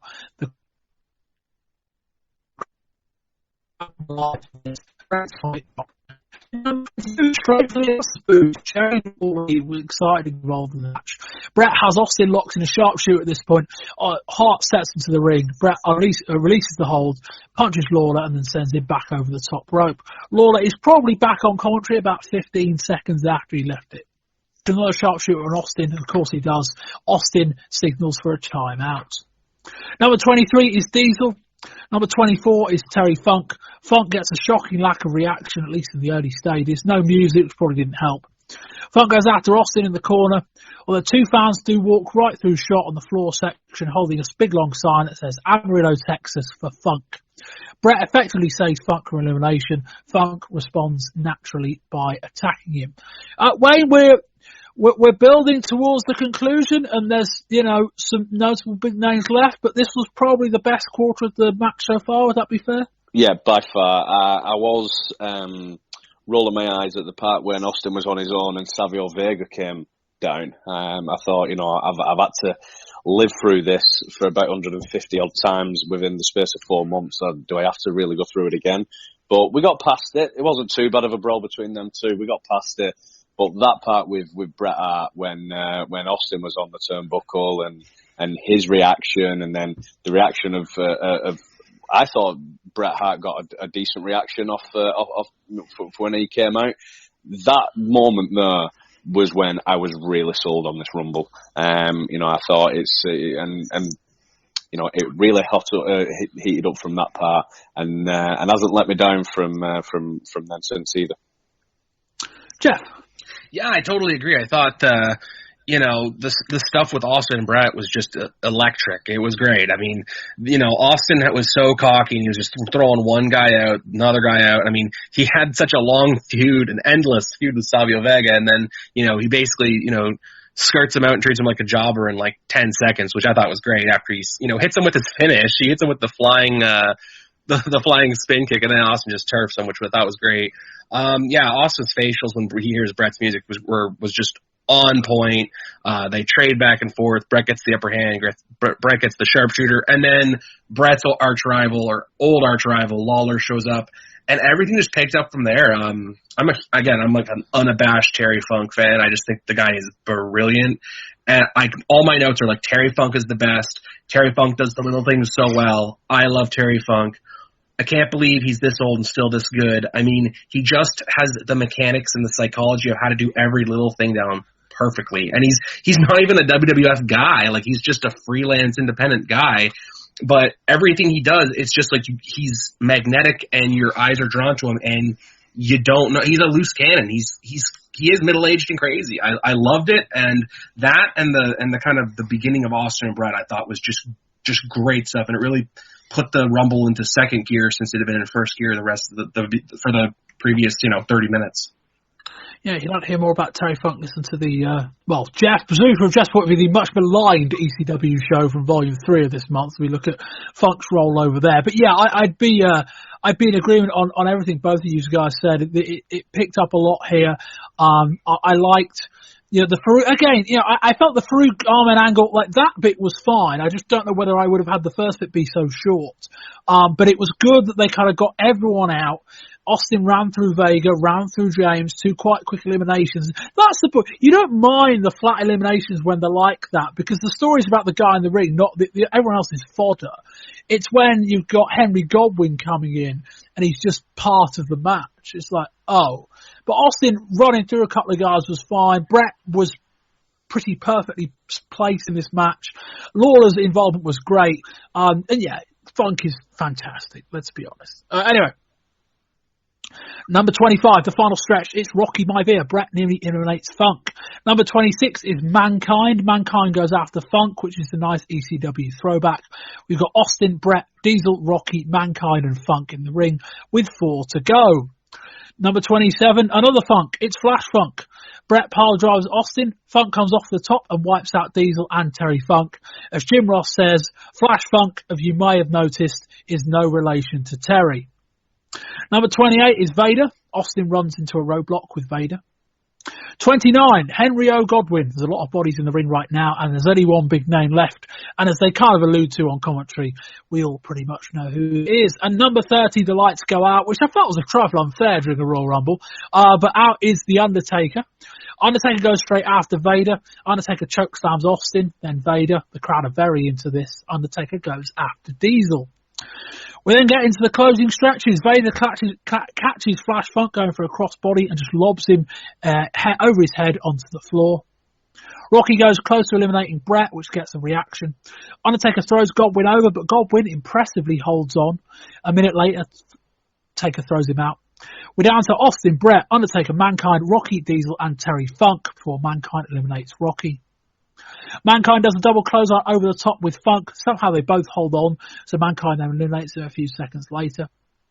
Taker eliminates Mankind, and Mankind and Funk brawl on the outside, and this bit's quite key. This is the conclusion of the match, even with so many guys left in. With Mankind and Funk brawling on the outside, both the referees that are around ringside get drawn to that. So Bret lobs Austin over the top rope over the other side. Austin sees what's going on with the rest and just dives back into the ring. He eliminates Taker and Vader. Bret eliminates Diesel. Austin then eliminates Bret. That whole thing takes about 20 seconds. Austin is awarded the victory and Bret is pissed off. Wayne, one, general thoughts, but also just the point that I kind of felt when you look at what they had planned for the finish, I don't necessarily know you needed all of those big names coming out so late, given what they had planned at the end. But your thoughts on that and on this final bit? Well, I don't know if I'm getting confused with what you're talking about here, but I think the reason that they had the guys at the end is to obviously book that main event in your house pay-per-view. Are you on about the Vader, your Undertaker, and? Yeah, that's a good counterpoint. I just kind of felt like, and you are right, but there was also a thought that, if you were going to have such fast finish, you didn't necessarily need to stack all this talent deep because there was no time for a Final Four really to build. It all happened so quickly. But yeah, good point. Thoughts on the the last bit, basically? Yeah, I thought it was great. It's a shame that we had another screwy finish, but if the Rumble match itself were just a screwy finish, I probably wouldn't mind. But the fact that we've had to sit through other matches with those kind of finishes, takes the shine away a little bit. But I thought it was great. I thought the elimination of Flash Funk as well was superb. It definitely gets my elimination of the night when Vader just does the fall away slam on him and just throws him over. But The fact that Austin, this actually does wonders for Austin. Makes him a star. Yes, they've been leading up, and they give him the win at King of the Ring, and he's had his matches with Bret Hart, and they've been putting him on commentary, and they've been doing little bits like that, which have been building him up. But this was definitely the making of Steve Austin. I think he was the right winner. I know that Bret Hart was touted as being the predictable winner, and if Bret Hart won, it probably would have been a bit too predictable. So the fact that they've gone down this route with Steve Austin is a big thumbs up from me. Yeah, I think in the not zero-sum game, I think Austin gains a lot more that Bret doesn't this way than the other way round. I don't think Bret gains as much if he wins more than Austin loses if he doesn't win. I know I haven't explained that very well. I feel like they're both, as a combination, both guys are better off how they did it versus how Austin would have been less well off had he not have won. Yeah. I've just said that enough times, that makes sense. Could I just have one big gripe though? Last year, this was a big thing for me, because last year's Royal Rumble, yes, it wasn't in the Rumble, it was on the free for all, but Untitled Chapter had a match with Duke Droster, and there was an issue there with the match where he was due to be given number 30, and Gorilla Monsoon made a big issue, video replays showing it, and he made him go in as number 1. Why did we not have that here? I know it's 12 months has passed, and it's all storytelling and everything like that. I get that, but it was last year's Royal Rumble for goodness sake. That was, yes, I agree Austin should have won, but the fact that happened last year was a big no for me. Yeah, a good point. It's the reason is that they wanted an out for an angle last year, and they've otherwise forgotten it. But yes, that does tie into what we're going to cover on Raw the night after this show. Jeff, thoughts on any of all the above in the final quarter of the match? Yeah, I really loved the finish. I thought it, made Bret look strong enough to have a grudge with Austin, and made Austin just such a great villain. I mean, he was the highlight of the match and of the show, and it really solidified him as not just a viable, authentic threat, but as kind of a bad guy. Like it really makes him. Well, he's going to cheat, and he's still going to win, and he's going to celebrate, and I thought it was awesome. My only qualm would have been, I think Funk could have been in a little earlier. I really think there should have been more Mankind in there, because he's, again, a really talented guy. And I think you could just have those two just go off and do their own thing. I mean, it doesn't have to be in the ring. As you saw Austin, bail under the ropes earlier just to take a powder. There's no reason those two couldn't just go do their IWA Japan tribute, not ECW garbage tribute, but their previous deathmatch work. I think there's a lot of stuff between them and the history between them that they could have just, worked off each other with their tremendous chemistry. But altogether, I was really pleased with the finish, and I found myself liking that last third a hell of a lot. Yeah, they got, 20. This would have been a great 20-man Rumble. It would have been a very good 20-man Rumble. Once they got through the opening half, and let's be honest, the first 2/3 of the match, we ended with Austin on his own. There was a before that and an after that. They're essentially two separate matches. Austin was just the lone guy when Vega came out at 19. They got it right. We talk about people having gripes given the elimination draw at the end. Diesel was involved in all that, and they weren't counting him up for a title match. And also an interesting note how, Razor Ramon gets 60 seconds, and the guy that plays Diesel got, a better part of 10 minutes or whatever it was. That's an interesting little note, certainly in that I think the characters are dead, but I've got a feeling the guy that plays Diesel, who's the guy who used to play Isaac Yankem, they might like. This character ain't going to work, though, let's be honest about that. But yeah, it was a more stacked than usual final 6, 7, 8, 9 guys of Bret, I suppose, which helped a lot. Again, I wouldn't have been averse to sending a Mankind in much early doors, just so you got someone else to play off of Austin. But I think the bigger point is that for any potential qualms in this match, good, bad, or indifferent, they set out essentially to get Austin over, and even with a fuck finish, they very much did that. Yep, I agree. No, I mean, if that's your thesis for what you want to do with the Rumble, they accomplished it, and they accomplished it rather, well. Yeah. Wayne, any more thoughts on the match itself? Where does this Rumble sit compared to others that we've reviewed or you've seen? I think it's definitely better than probably the last 2 years. But again, that's not really saying anything about this Rumble. I think I've seen better in previous years gone by, but it's certainly been better than the last couple of years. Jeff, thoughts on that question? Yeah, I mean, I think the last 2 years had a similar problem with a lot of gimmick characters who aren't over, and a lot of, I think Dory Funk was in last year, and he just, kind of, Doug Gilbert was in one. I mean, they don't really have the depth that they used to, and they don't have guys like Hennig and, Rick Martel who can really put in a show. I think the Rumbles of previous years were a lot more star-studded and probably more entertaining because of that. But the last 2 years, as Wayne kind of alluded to, we're kind of short on a lot of stuff. So yeah, the finish was really hot, so I liked it. But I've seen better.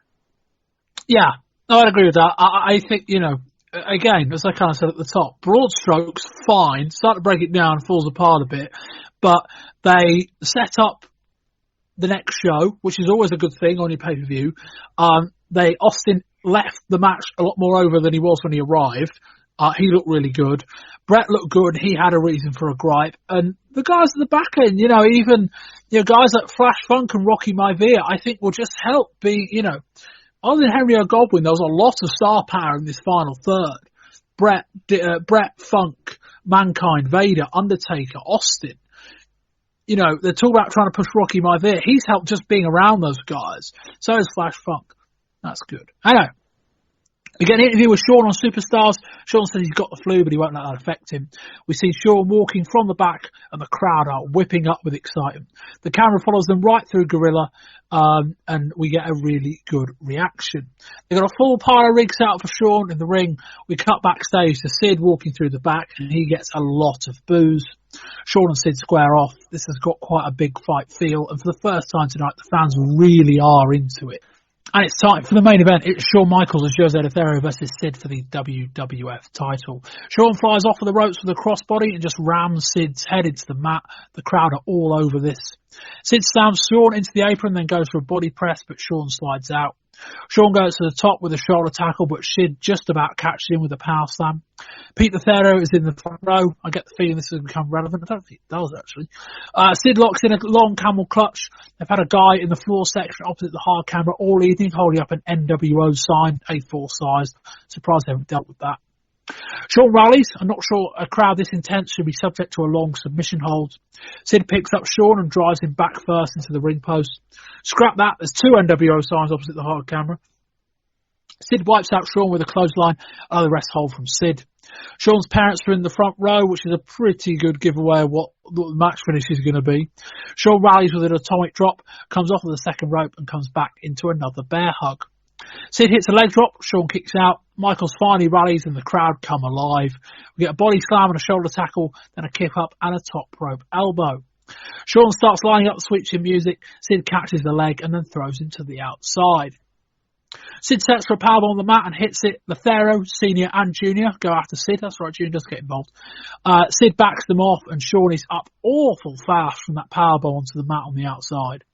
We get a ref bump. Sid hits chokeslam, puts the pin in, but the ref isn't there. Another one comes out, but Shawn kicks out. Sid punches the new ref. Shawn grabs the camera, hits Sid over the back, then the front. Shawn crawls to the cover, but there's no ref. The ref crawls into position. 1, 2, and Sid kicks out. Very big pop for the near fall there. Shawn hits the switch in music. Sid ain't kicking out of this. Another slow count, but there is a big pop, and Shawn wins the title. Jeff, thoughts on this? Yeah, it was a match for the title. I felt that considering that Sid almost killed Shawn Michaels' mentor, maybe they don't just have a regular match as the follow-up, especially in Texas.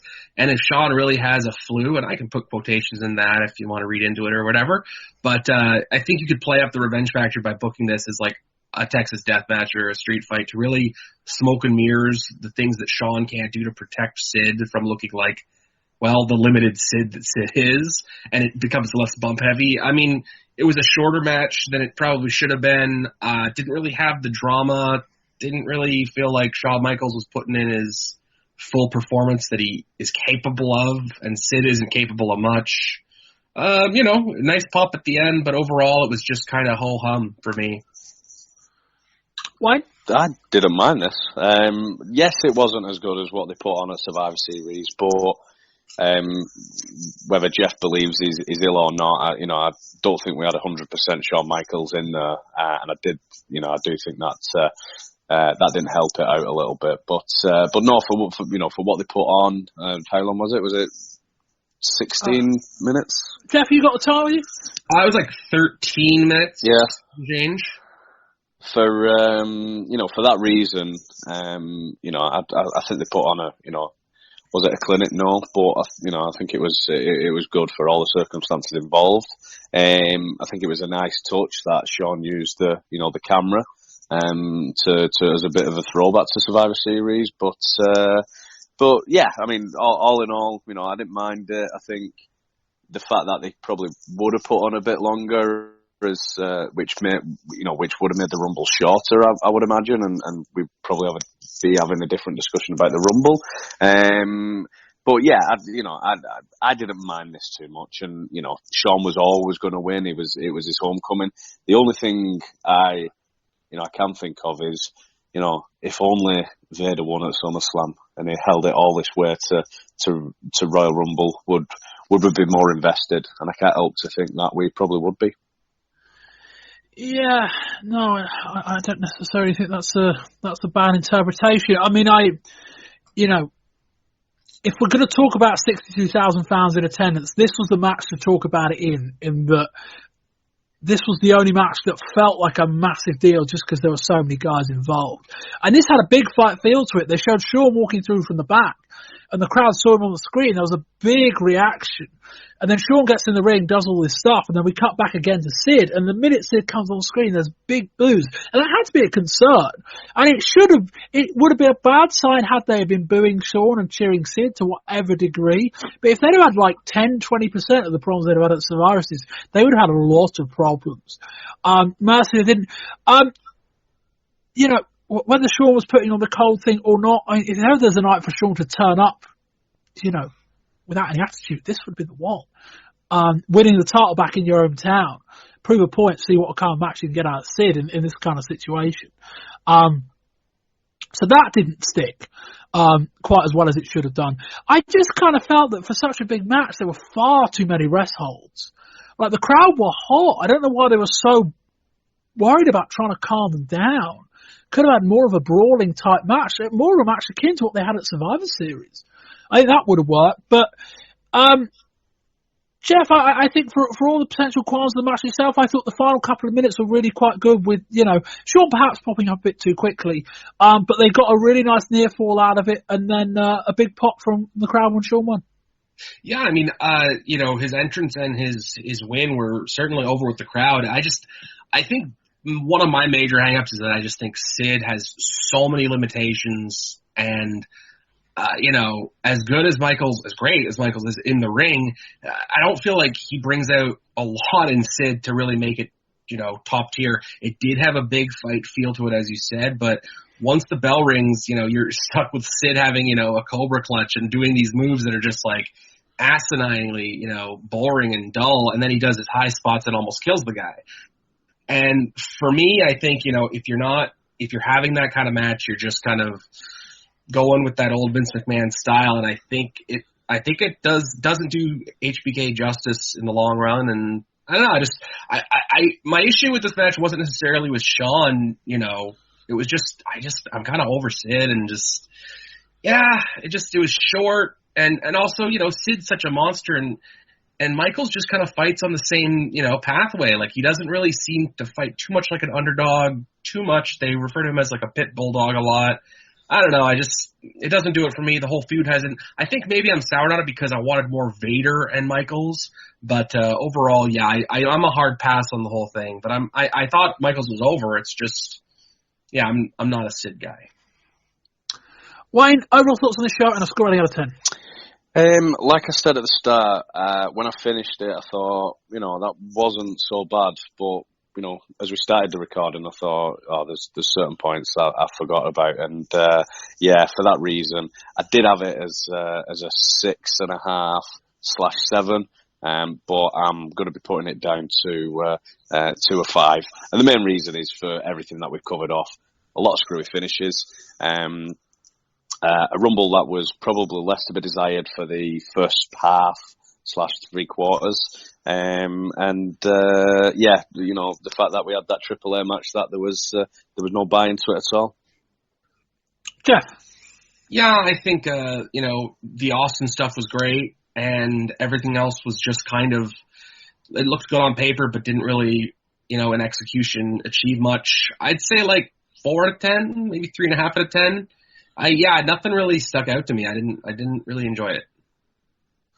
Yeah, I was a bit positive on this show. Maybe just because I felt like this was, an hour and a half, just shy of an hour and a half of a below average show, but in front of a crowd that made it feel like a big, even though they weren't all over it. I thought the Rumble was pretty good, actually, even though it took a while. And I like the main event just because a bit like Starrcade, and this match was nowhere near as bad as Hogan and Piper, but any match kind of main event where it feels like there's a big fight feel, and we don't get that anywhere near enough in wrestling. But with Shawn Michaels in his hometown chasing the title against Sid, the main event felt like a bigger deal. I'll give this show a 6 out of 10. When I decided to come back to the World Wrestling Federation, you promised me that I would get an opportunity to fight for the World Wrestling Federation Championship belt.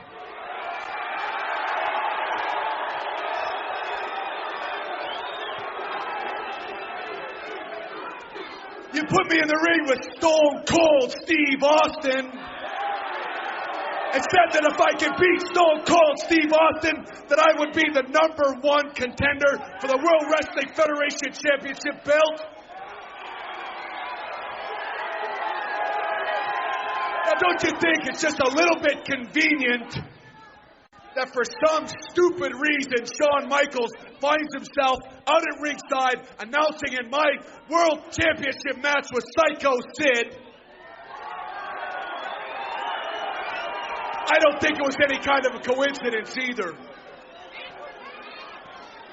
So Shawn Michaels jumps up and sticks his nose in my business and cost me the World Wrestling Federation Championship belt with blatant interference.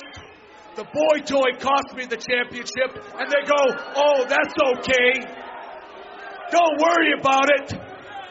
Because now you can go in the Royal Rumble, and you only have to fight 29 other guys, and then you'll get your opportunity for the World Wrestling Federation Championship belt. So I went in the ring, and it's very, very clear to me that I won the Royal Rumble, and I should be getting a World Wrestling Federation Championship belt.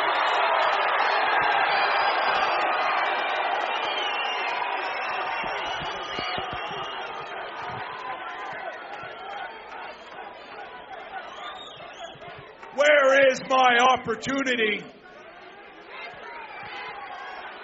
The way I look at things right now,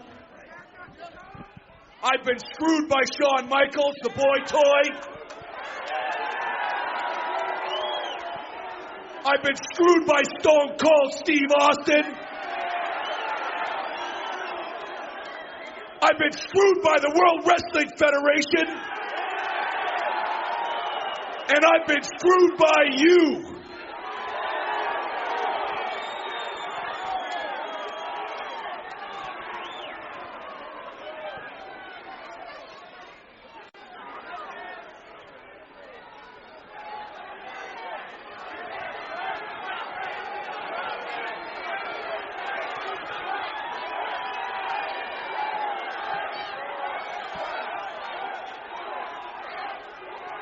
I don't like to make idle threats. But the way I see things, it doesn't look like I'm going to get my opportunity for a shot at the World Wrestling Federation Championship belt. So I quit.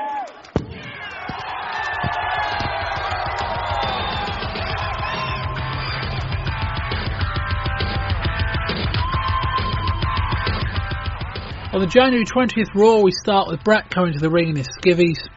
Bret tells us he won the Royal Rumble. He's been screwed by everybody, including Vince. Bret decides he will never get another title shot, so he quits the WWF. Austin then gets in the ring and says since he came back, he's done nothing but cry. He demands that Monsoon brings The Undertaker's dead ass out here, which is indeed our scheduled main event. His plea is met with silence, but Vince leaves the commentary position and walks to the back. Our first match is a non-title affair between Owen and Bulldog at first and Fon. After 10 minutes of terrific action, Owen clocks the Fon in the face with a slamming, allowing Bulldog to hit the running power slam and get the pinfall. Farouk then beats Bart Gunn with the Dominator. Vince returns to Gorilla Monsoon in tow. Gorilla calls the Royal Rumble a travesty, but referee's decisions are final, so Austin won the match. However, he's not getting a title shot. Next month there will be a number one contender 4-man no DQ match between The Undertaker, Bret, Vader and Austin. Bret accepts. It's also an elimination match, I believe, as well. Austin comes out and reminds us that Bret has quit. We have no instant replay Raw in the WWF, although we did a year before at the Royal Rumble, if you remember that. Gorilla is really a jackass. Austin threatens Gorilla, then Bret comes back through the crowd. He grabs the mic and accepts, then starts rumbling with Austin until they are pulled apart. Undertaker and Bret then get into it before the main event. The match itself with Austin and Undertaker is fun brawl. Austin hits a stunner but can't cover. After a few minutes, both Vader and Bret hit the ring and all four men go at it to end the show.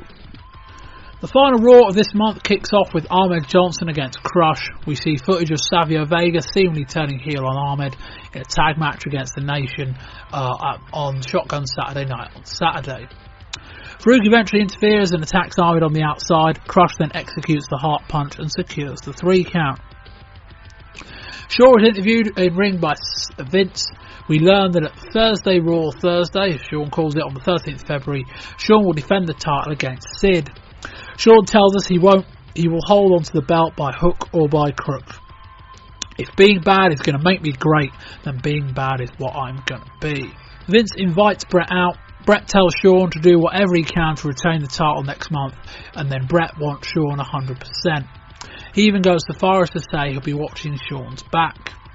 Undertaker is out next. He tells Bret he has his respect, but he's sick of Bret talk about being screwed. Shawn, that belt and your body will belong to me. Here comes Austin. JR interviews him in the aisle. I see 3 crybabies and a little boy blue. Vader blocks the entranceway. Austin briefly tempts himself heading to ringside and then walks off. George acts with Vader and we cut away. British Bulldog takes on Doug Furnas in singles action. We see Ahmed breaking into the Nation Domination's changing room, but it's empty. Bulldog wins with a 1992 SummerSlam pinning combination, but afterwards he's not happy about Owen's interference. Clarence Mason eventually calms them down and the two shake hands. Vader and Mankind team up to face the Godwins. As someone who's quite a big fan of WCW from 1993, not particularly happy about that. Mankind accidentally clocks Vader with a chair, not that he particularly seems upset by it, and the Godwins win by countout as we finish the month. Hold it, Monsoon! In Chattanooga. Hey! Vince McMahon may be going to join us again, I'm not sure. I don't guess you heard what Bret Hart said, son. You can't have a 4-way match because Bret the Hitman Hart just walked out. Right, he quit. It can't happen. He's a quitter. Before you yank the carpet out from under me, let me ask you one question. Do we have the instant replay rule here in the WWF? No. I think not. Right. He's right. Look at me when I'm talking to you. You sit there and call yourself the gorilla, yet you hee-haw out here like a jackass. Woo-hoo! Well, can't talk to the president like that. There ain't no way I should be in this match. I threw 29 pieces of trash over the top rope.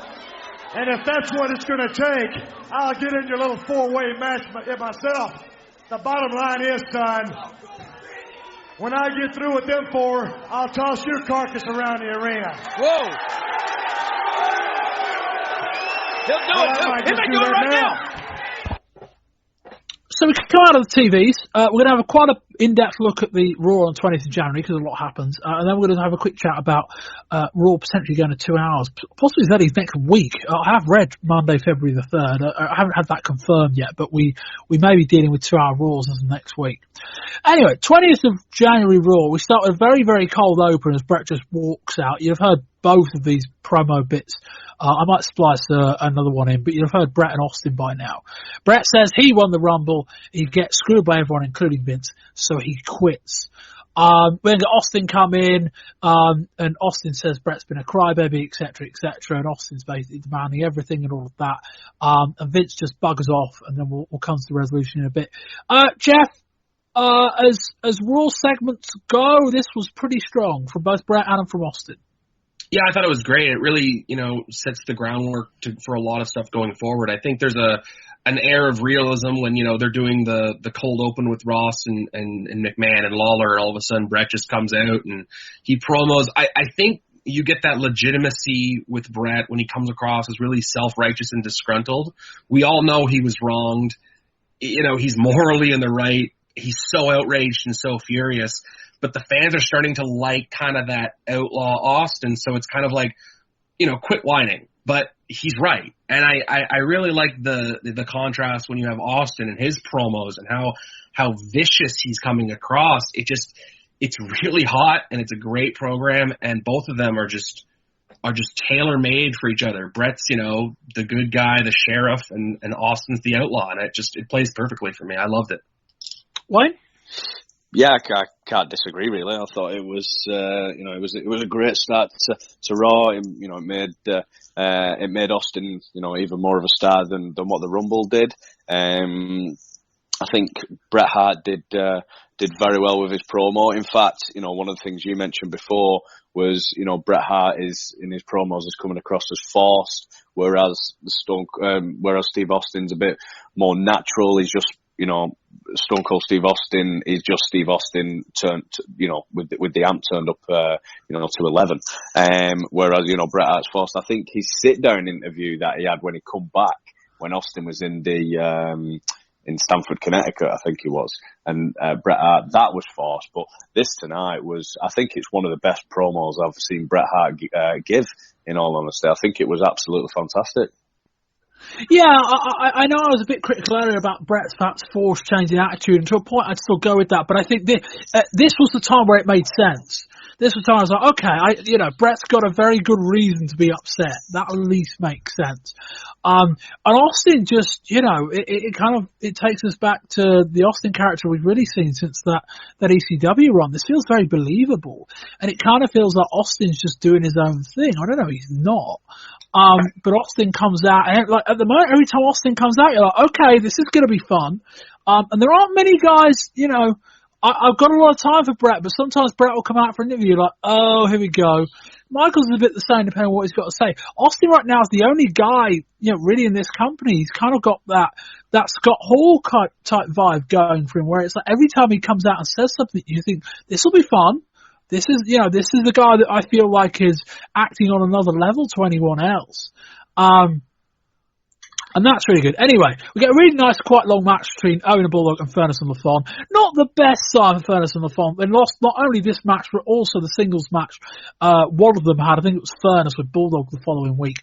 Not the best sign, both. I figured they said at the start non-title match. I'm like, right, okay, Furnace and LaFon will win this and we'll set up a title match. They didn't. Not the best sign. We get a Farouk match. I'm kind of reading through notes you'd already heard. Anyway, the other part really of this show is basically the rest of the show because it leads into the main event. Gorilla Monsoon comes out and basically, as Wayne kind of rightly pointed out earlier, referees decisions are final. Well, they weren't final last year, Gorilla. You were involved, but as I say, WWF will forget these things when it suits them. He says Austin won the match and he is the winner of the Royal Rumble, but he's not getting a title shot straight away. And it sets up the match next month, the Four Corners elimination match. Undertaker, Bret, Austin, and if he accepts Bret. Austin comes out, mouths off at Bret. Well, you'll have heard that. I think I'd have bridged that the other side of the TV reviews. Says gorillas of jackass, etc., etc. Then out comes Bret. He goes back through the crowd, basically where he came. He accepts the match and starts brawling with Austin until they're pulled apart. We then kind of segue into the main event between Undertaker and Austin, and that breaks down when Vader and Bret hit the ring, and we finish with a 4-way brawl. Jeff, I think this is the best they've done in the 3.5 years that I've been covering Raw for this show in presenting a group of guys like they want the title and like they're all going towards the same goal. What I think we've seen far, far too often from the WWF is, you know, Diesel's champion, he's a face, so Bret can't challenge him for the title, therefore he's not interested. Shawn, similar type of thing, or just set Diesel up with the next biggest heel. Jeff, this felt like the first time they've really gone, right, these are all our main eventers, they've all got a gripe with each other, they've all got their own similar goal, let them at it. And I think it's the best presentation of a main event they've done, or a main event picture. Yeah, I totally agree. I think, any one of those 4 guys as your champion is a really strong champion. I mean, I'm kind of using the Vader of old as the template, next to the other 3, but I think all 4 are so strong and so believable that you kind of just, there's a lot of intrigue. And again, you said it, McMahon always books that, babyface on top to slay the dragon heels. And whether it's Diesel or Shawn Michaels or Hogan or whoever, there's always that simple formula that gets really redundant at times. And to book it, to have 4 guys all vying for the shot or the, whatever it's going to end up being, they all want it, and it feels legitimate. It feels authentic. That's what you want after your world title picture. What? Yeah, I think it was a perfect follow-up to the ending of the Rumble, in all honesty. Like you just pointed out there, we've got 4 guys here who are viable champions. It's not a case of just putting a face with a big heel, your Diesel against your King Mabels, your Bret Harts versus your Yokozunas. You've got 4 guys here, a mixtures of face and heels, who are just all going for the same thing. They've all got the same vision. They all want that championship gold. And, it's very, very believable. And I think it's also a good thing as well that we're, maybe starting to see a bit of a shift in the way that not that the booking's going, but the way that, the vision of WWF, that you can have these kind of matches now where it's not just, a big face against a big heel. You're having all these guys going at it to each other, and, the fact that there's that little shift there is going to be an interesting watch, I'd imagine. That, and, if you're bringing it up later on, apologies that I'm, stepping on your toes here, Bob, but the fact that they're kind of now making a bit of a reference of Vince McMahon, and he's the go-to guy, not Gorilla Monsoon. We're kind of seeing a bit of an Eric Bischoff character shift here as well, I believe. Yeah, a little. I think we kind of saw it on Livewire when we were going through that. So it's the first time they've really presented Vince as anything more than an announcer.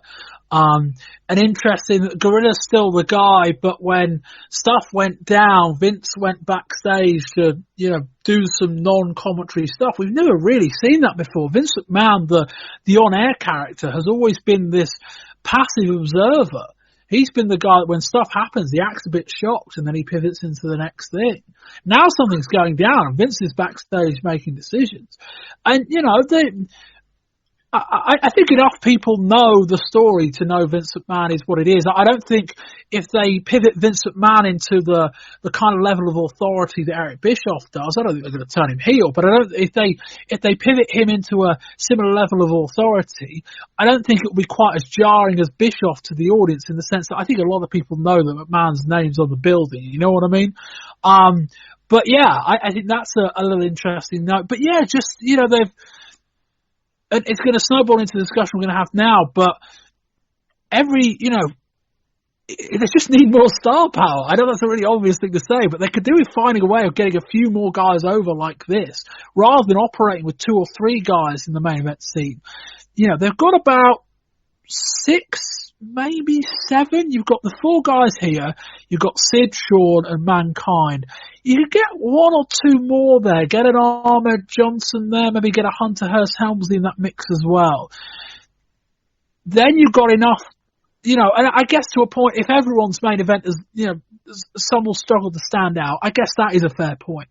But if they could get to that point, they'd be able to field TV a bit more, because this kind of show's great. But as we've seen, and it's some criticism given that some of the shows 6-7 months ago were dross. But we're seeing now the occasional big live show after a pay-per-view. They just throw everything at it. They kind of throw the playbook out the window. And one thing I thought, Wayne, I'm interested in your thoughts on this.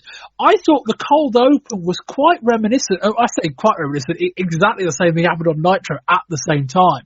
But it felt like a Nitro-like segment in that Nitro have been really good, certainly the last 6 months, at presenting stuff that feels out of kilter. Feels like, oh, that wasn't supposed to happen. Raw, whenever they've done a big angle, it's been, oh, we're going to promote a traditional Bret Hart interview. What's Bret going to say? And they'll promote it for weeks on end, you know, and they'll do these big angles, but they'll signpost them. This felt like a Nitro angle. You've got the guys out at the start, Vince, Ross and Lawler, doing their usual pre-show stuff. And then Bret just walks out. Wayne, they borrowed more broadly from the WCW playbook while WCW were doing the same thing with Savage on Nitro. But I felt like that was a positive thing. Oh yeah, definitely. I think it only goes to show from when Scott Hall made his debut, and you know how that has snowballed and how WWF took a hit in the ratings. Something needed to happen. I think, you know, for as much as we've lambasted WCW for copying WWF and using some of those stars and rehashing old storylines with the likes of Hulk Hogan, I think this is probably something that WWF have needed to follow suit, because it's just the way that the market's going at the moment. And we snowball in, you know, really the context around this, as we mentioned at the top of the show. Ratings for this show were not great. They threw a lot at this, and WCW still kind of crushed them. The return of Savage didn't help. And that kind of hot 15 minutes open to Nitro. You can hear all about that in Volume 2, Part 1. Yeah, it's Frightful the Clash. So we discussed all that there.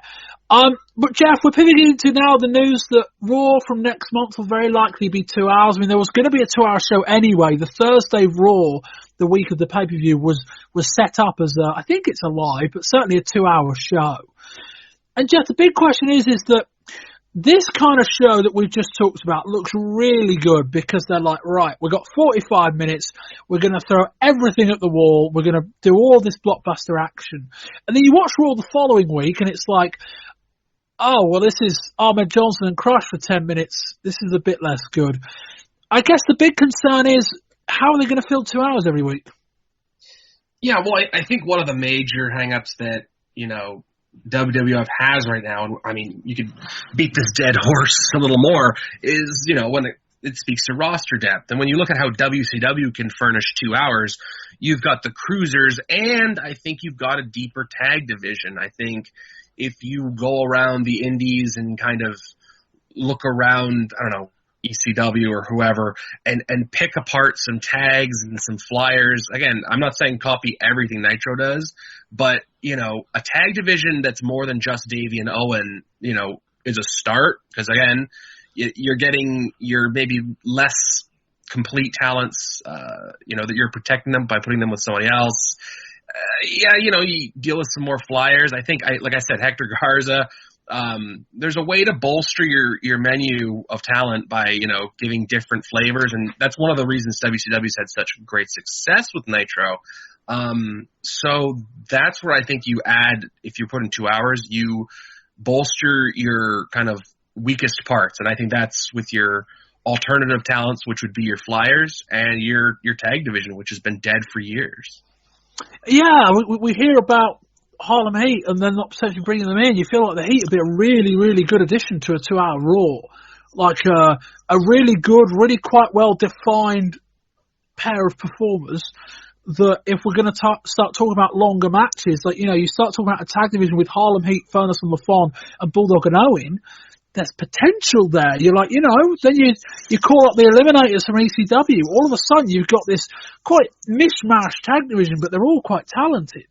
And then you look at, you know, but yeah, I think, Jeff, where you're right is that I wouldn't, let me think about this. WCW has more star power than the WWF right now. Not significantly, but I think they do. I think WWF's probably got a more talented top end of roster, but WCW is just more tenured. But I think, Jeff, you're right. The big difference isn't really at the top. The point is that as hard as WCW have tried and as much as they mix up the format, you cannot fill 2 hours of TV every week just with the big guys, as much as you might focus on them. You've still got probably an hour of every show that you've got to fill with some other stuff. And WCW have done a good job of, stringing together some smaller stories, but kind of more the point, just having good action. WWF don't have that enough. Wayne, your thoughts? Yeah, I totally agree with Jeff, really. I think WWF will really struggle with the 2 hour format. Just for those reasons, like Jeff just pointed out, WCW do it so well with the way that they split it up with the cruiserweights. They have got depth on there. I think they've got, I won't say higher quality top end, because your Brets, your Shawns, your Undertakers, your Vaders could be seen to go up against the likes of the the Nashes, the Hogans, the Savages, etc. But I think they've just got a bit more depth at the top end. You could probably say that the likes of Believable Champions. We've only listed off 5 for WWF. You could throw others in the hat there as well, with your Lugers, your Giants, even Scott Hall as well. In that sense, I think they've got more depth at that end. They've got more depth of mid card, with the cruiserweights in mind. They do it really well. I just can't see WWF doing it that well at all. I think the one thing that 2 hours is going to help them with, and they've got to be good at it, because, it can also go wrong, because as we saw last year, 45 minutes, they really struggled at times. 2 hours gives them a lot more time to get over this mid-card. It's one thing WCW don't do a brilliant job of. WCW, and to a point, they've got such a hot, big angle, they can just keep going to that well. But 2 hours is mainly focused around the same 10, 12 guys. The rest of it's just filler. WWF, I think, need to be a bit more. We've got 2 hours. We don't want to overload people with the same guys. Let's use this time to flesh out these mid-card acts. They've got a lot of new and exciting talent, newish talent. Use it. But yeah, the 2 hour thing is interesting. I understand that they, until a point they asked for it when they moved from 9 till 10 to 8 till 9. You went from competing with the second hour of Nitro to then competing with the first, and then as we said in the news, they're kind of, the problem now is that they're just a brilliant lead-in for the second hour of Nitro. Nitro does its own quite good rating opposite Raw. Raw finishes, and then quite a few people turn over Raw and watch the rest of Nitro, which is why Nitro's second hour is much better than the first, amongst other reasons. I don't think the audience is as crossed over as some people might think. But it's just for it to work, they've got to use 2 hours wisely. They've got to try and make it work. But I think it will help, as we kind of said in the news, that it is going to be more expensive, and who knows where the funding is going to come from. I'm assuming the network will pay for some of it. But it will mean they're live more often, because they have to be.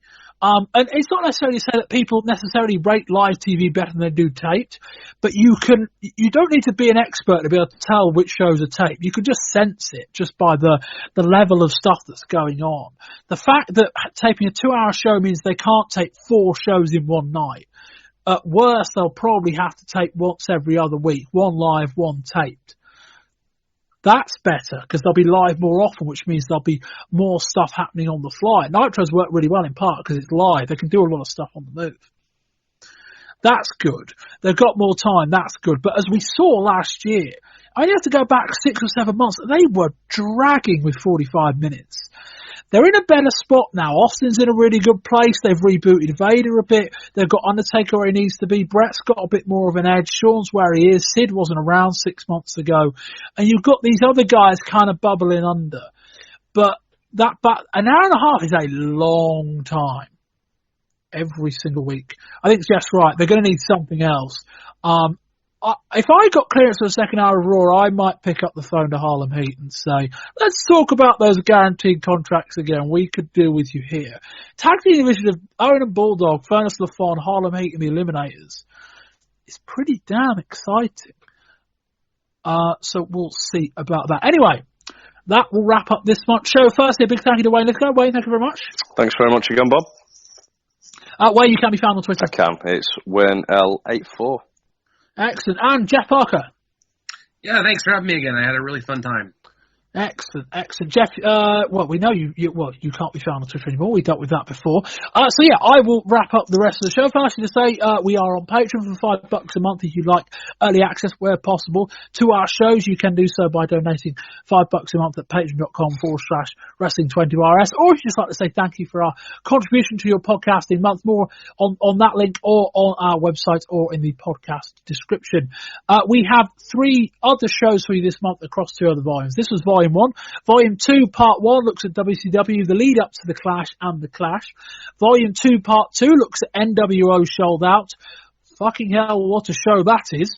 And also the rest of the final Nitro of the month and all the WCW news. And Volume 3, we take our latest trip to ECW. Anyway, you can find more information on the website at wrestling20rs.com.